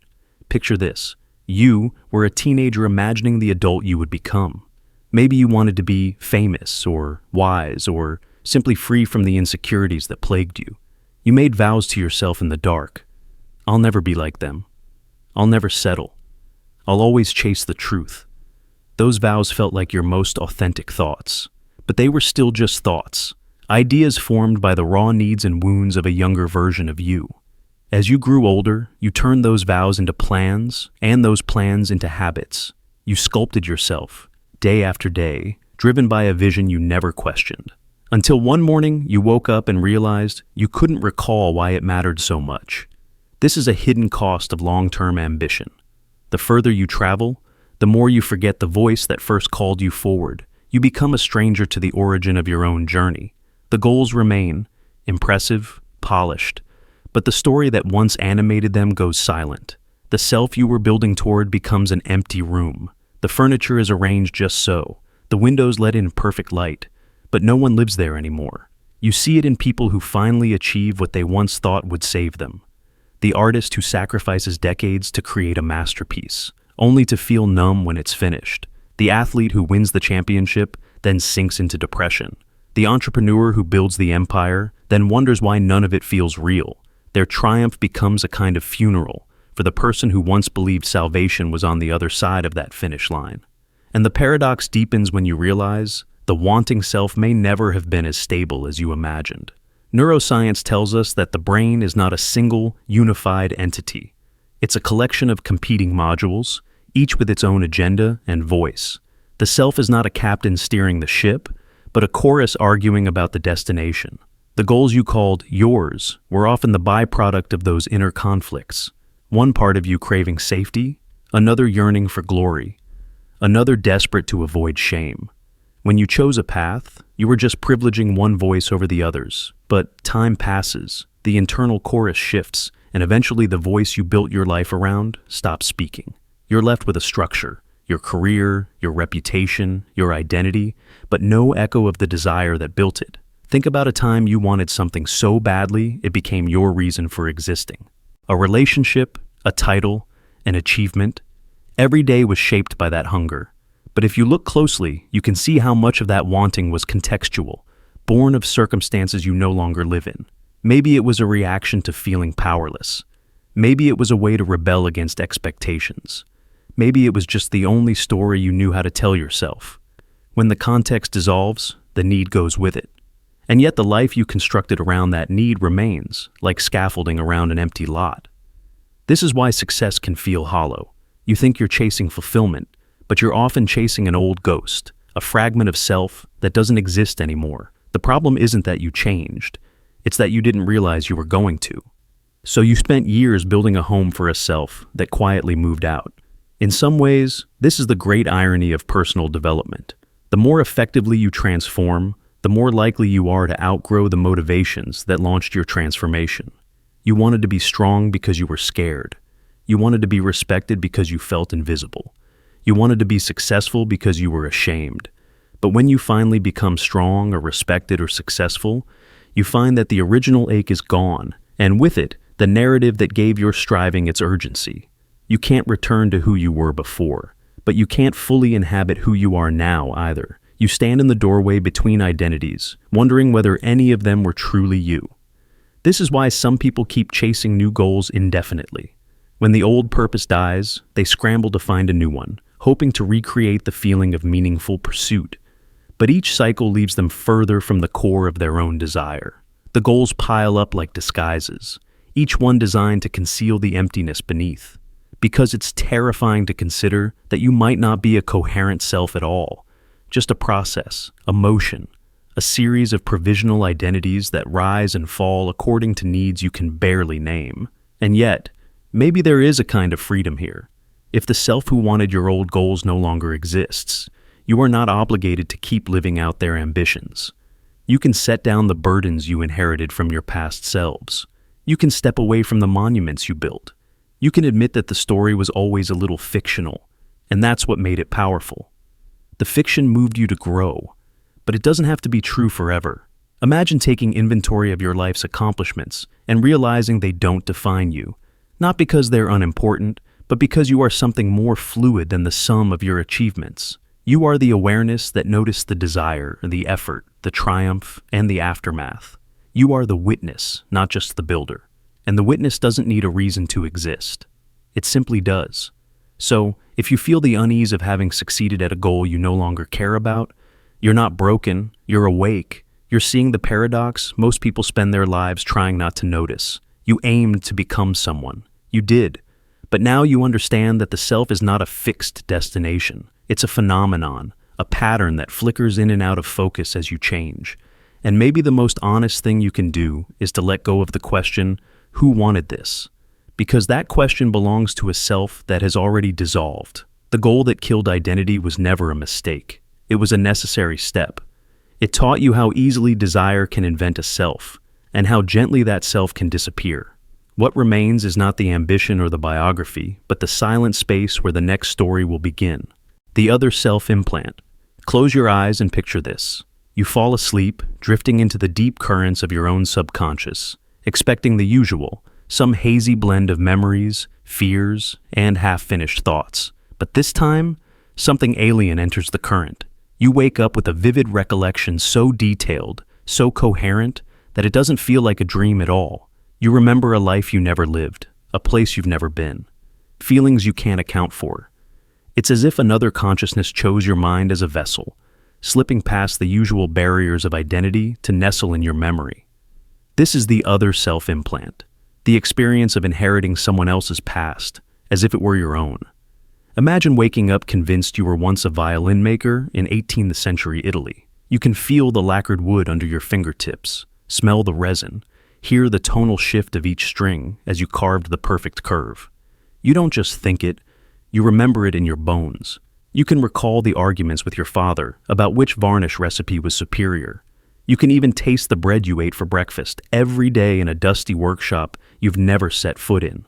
And then you look around your modern bedroom. Glowing screens, plastic objects, a life utterly incompatible with these memories. And something fractures inside you. Which version of you is real? The one whose name is on your driver's license, or the one who once signed a violin label in 1753?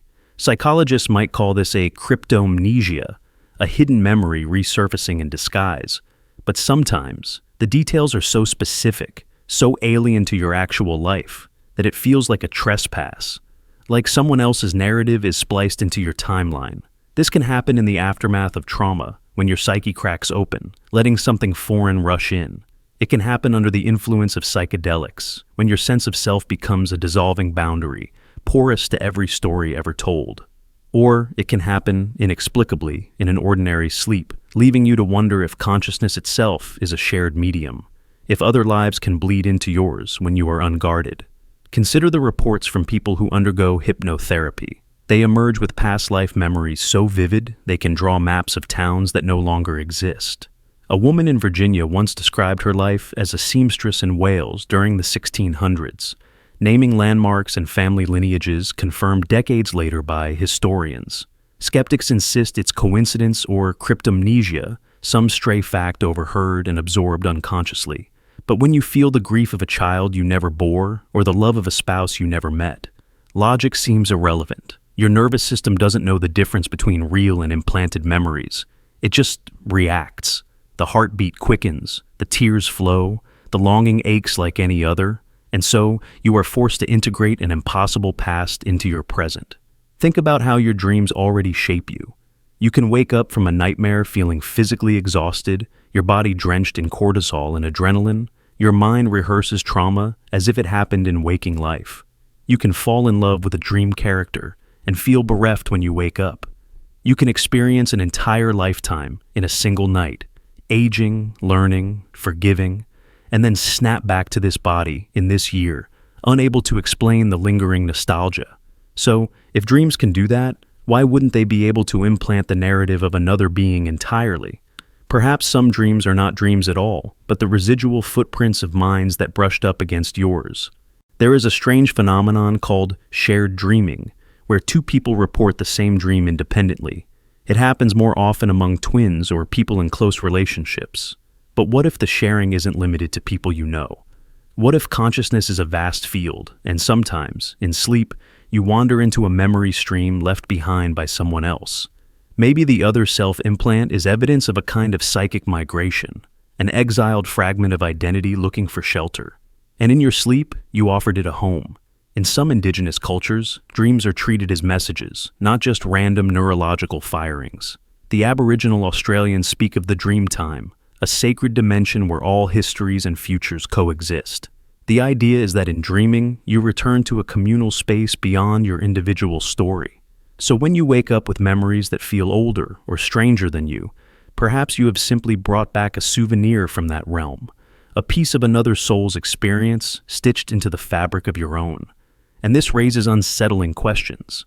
How much of what you call you is truly yours? If a single dream can implant a lifetime of alien memories, how can you ever trust your identity if you feel profound guilt over the actions of that other self? Does that guilt belong to you? If you miss a family you never had, is that longing real? And if it is, doesn't it deserve to be honored, even if it came from elsewhere?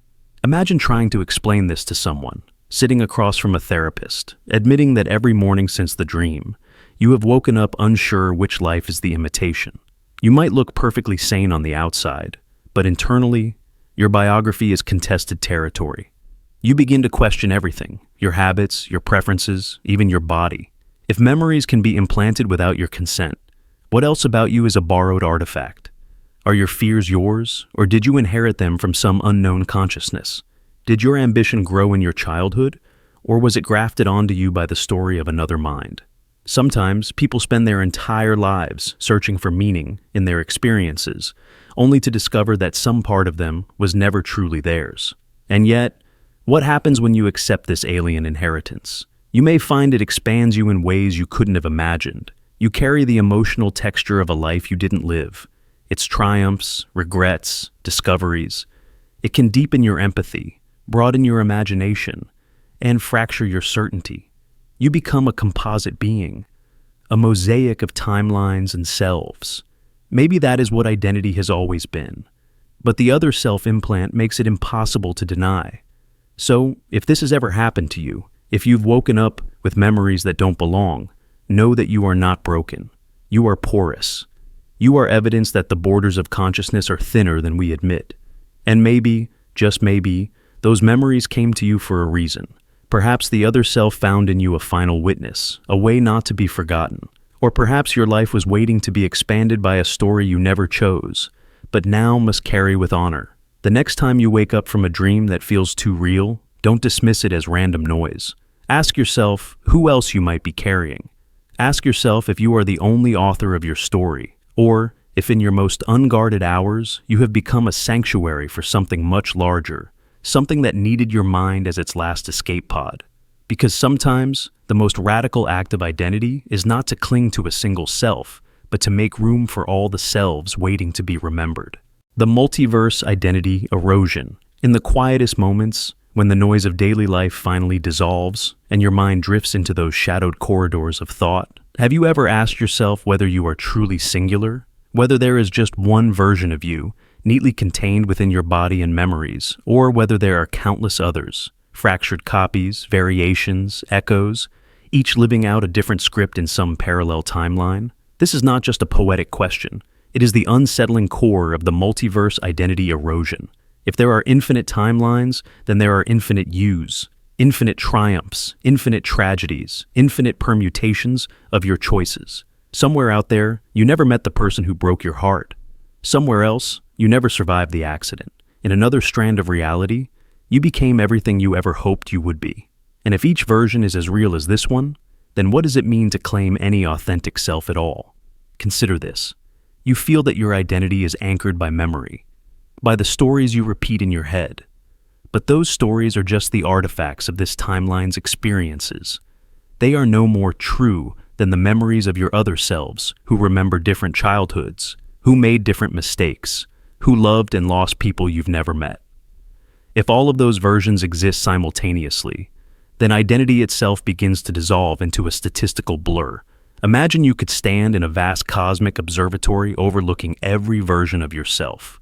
You might see billions of iterations, some familiar, some grotesque, some unrecognizably alien. Perhaps in one, you became a hermit in a remote forest. In another, you were a famous musician. In yet another, you were never even born. These selves are not hypothetical. In the logic of the multiverse, they are as legitimate as the person listening to this narration right now. And yet, from this vantage point, your life, the one you cling to as your singular story, shrinks into a minor chord in a symphony too enormous to fathom. You might think, but this is the me I feel. True. You only have access to this thread of experience. But does your subjective perception grant it some special status over the countless other yous? Or is it merely a trick of perspective, like standing on a shoreline and feeling the sea is ending at the horizon, when in fact it wraps the entire globe? There is a paradox in believing in a multiverse and still trying to feel unique. If all of your possible identities exist, then identity becomes a property of the multiverse itself, not an individual. Your sense of continuity is simply the version you happen to be observing. Like a reader flipping to a random page in an infinite library, you can only read one line at a time, but the book has already been written in every possible configuration. This creates a deep discomfort, a sense that no matter how hard you try to define yourself, there is always another you contradicting that definition. Even the beliefs you hold most sacred, your sense of morality, your personality traits, your memories, are being expressed differently somewhere else. And if that is true, then any identity you claim is incomplete, provisional, eroded by the tides of infinite possibility. To feel this erosion, you don't need to believe in science fiction. Even modern physics suggests that reality branches constantly. Quantum mechanics proposes that particles can exist in multiple states until observed, and each observation creates a branching path. Some interpretations go further, implying that the universe splits with every quantum event.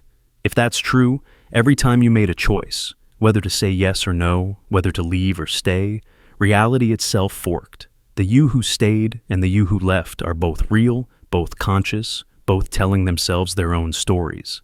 This idea is not meant to be comforting, it is meant to shake you, because it means you are not the sum total of your choices. You are only the observer of one unfolding strand, with no privilege over the rest. Let's make this more concrete. Imagine you are standing at a crossroads. In this life, you turned left. You remember why? Some feeling in your gut told you it was the right way. You built your story around that decision. But in another timeline, you turned right, and everything changed. Maybe that path led you to someone who transformed you. Maybe it ended in disaster. To you, this seems theoretical, like a thought experiment. But in the multiverse, both paths are as real as this one. Both have their own continuity, their own memories, their own pain and triumph. And when you realize this, a strange vertigo takes over. You begin to see that every identity is just a temporary construct, a mask worn by consciousness as it plays out every scenario imaginable. This realization can be terrifying, because it means your sense of self is not absolute. It is not the product of some essential soul, some irreducible you. It is a convergence of probabilities, a snapshot in an endless gallery of alternate existences. The multiverse does not care which version you feel is the real one. It only generates all possibilities. And if all are equally real, then your claim to a singular, authentic identity is an illusion, a comforting story you tell yourself to avoid drowning in the cosmic ocean of what might have been. But perhaps there is another way to see this. Some philosophers argue that instead of erasing meaning, the multiverse expands it. Every possible expression of your nature is allowed to exist. Nothing is denied. Every suppressed desire, every abandoned dream, every road not taken, they are all explored somewhere. In this view, the multiverse is not a threat to your identity, but its ultimate fulfillment. You are not just this one version, trapped by circumstance. You are the totality of all your expressions, woven together into an unimaginably vast tapestry. But even this perspective does not restore the comforting illusion of singularity. It merely replaces it with an even stranger identity, one that is endlessly fluid, impossible to confine within any single narrative. If you sit quietly and close your eyes, you might feel a flicker of that truth. The intuition that behind your memories, behind your preferences and your convictions, there is a boundless field of possible selves. that you are not just who you think you are also who you could have been, who you still might be, and who you never will be. And all of them are singing together, a chorus of overlapping existences, some in harmony, some in dissonance, all equally valid. This is the multiverse identity erosion. It does not ask you for belief, it asks you for humility. The humility to recognize that your story is just one among infinite variations, that no matter how you define yourself, there is always another self, somewhere, who undermines that definition. And if you can sit with that realization, if you can let it wash over you without panic, something astonishing happens. You begin to feel a kind of freedom, because if identity is so porous, so contingent, then perhaps you no longer need to defend it so fiercely. Perhaps you no longer need to cling to the illusion that this version of you is the only valid one. Perhaps you can simply be a transient pattern in the great multiversal dance. And in that acceptance, you may find a deeper peace than any singular identity could ever offer. The self that observes disappearance. Imagine waking up one day and realizing that something essential inside you has grown faint, like a dying ember that once burned brightly. You move your body. You say the familiar words. You look in the mirror, and the reflection complies. Your eyes track your movements. Your mouth curls into a polite, rehearsed smile. But behind it all, there is a silence where there should be an I, a hollowness where there once was a presence. This is the experience of the self that observes its own disappearance, an unsettling phenomenon that can happen gradually, almost imperceptibly, until you are left wondering who, if anyone, is left behind your face. This isn't just poetic language. Psychologists and philosophers have long grappled with the way consciousness can seem to detach from identity. In some clinical contexts, it resembles depersonalization, a state where you feel unreal or estranged from your thoughts, body, or emotions. But even without a formal diagnosis, many people encounter subtler shades of this erosion. For example, you might remember a time when you were going through the motions of life, working, laughing, performing all the expected rituals, yet feeling as though you were watching a stranger live your days, like a ghost trapped in a machine it doesn't understand. Imagine a woman named Lena. For years, she felt vividly herself, opinionated, joyful, full of stories. But after a season of relentless stress and loss, she noticed something unnerving. She could still narrate her biography. She could still answer questions about her preferences and her past. But the spark of intimacy with her own experience, the feeling of a core self, grew dim. When she spoke, her voice sounded familiar, but her words seemed to originate from an empty stage. She felt she was acting the role of herself, without the certainty that anyone was left in the audience. This erosion can begin with small fractures, a feeling of disconnection from memories, an inability to locate your authentic reactions, a sense that your emotions are flattened into a vague dullness. Over time, the fracture widens. You find yourself watching your own life from a distance, as though the world is a movie projected onto a wall you can never quite touch. Even moments of beauty, sunlight through the trees, the warmth of someone's hand, pass through you without landing. You smile, because smiling is what you are supposed to do. But inside, the self who feels that joy is gone, or hidden, or replaced.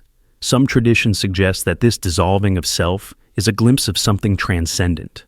In certain meditative practices, people spend years trying to erode the illusion of a solid I, believing it to be the root of suffering. When the self dissolves in this context, it can feel liberating, a merging with the flow of existence, a relief from the burden of ego. But when this disappearance is uninvited, born of exhaustion or trauma or subtle attrition, it can feel like annihilation instead of awakening. You did not choose to dissolve, you did not prepare for it.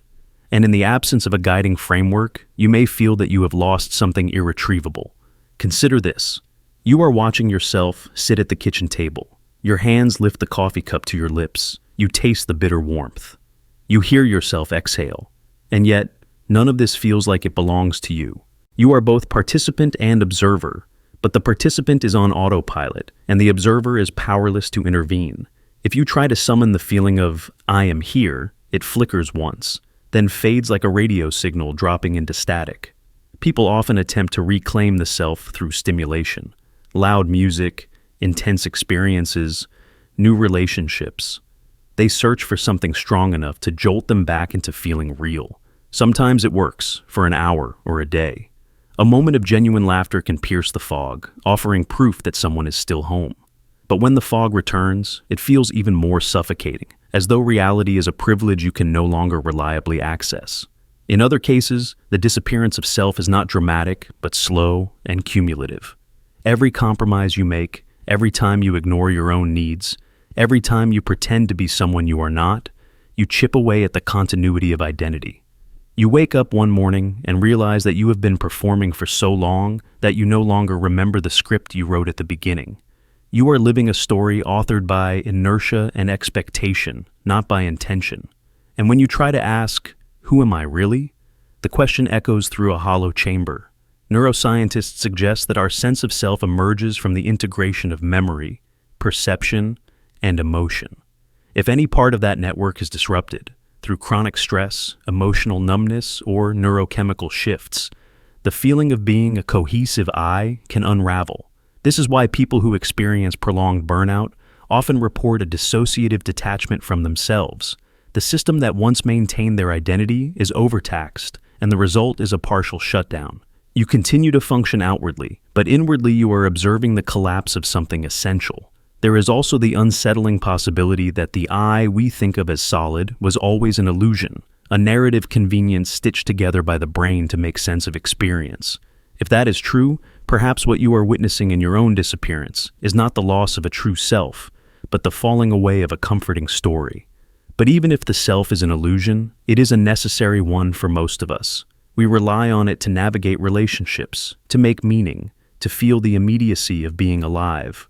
When you feel yourself disappearing, it can trigger a profound existential fear. If no one is behind the mask, who is living this life?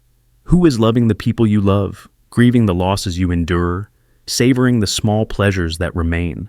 And if the I vanishes entirely, does the life lose its value? Or is there something deeper, a witness beyond the self, that endures even when the personality recedes? These questions have no easy answers, but you are not alone in asking them. Many people have found solace in naming this experience rather than denying it. To say, "I feel myself fading," is to reclaim a sliver of awareness, even if it is only the awareness of loss. Some find that through therapy, mindfulness, or connection with others who have been there, the ember of self can be coaxed back into a flame. Others learn to live with the ambiguity, to accept that identity is not a fixed object, but a shifting process, sometimes bright, sometimes dim. If you have ever felt the self that observes its own disappearance, know this. You are not defective. You are not broken beyond repair. You are encountering a facet of human consciousness that is both terrifying and universal. And though it may feel as though you are vanishing, the very fact that you can witness this fading proves that something essential remains. Some quiet awareness that, even in the darkest moments, has not completely disappeared.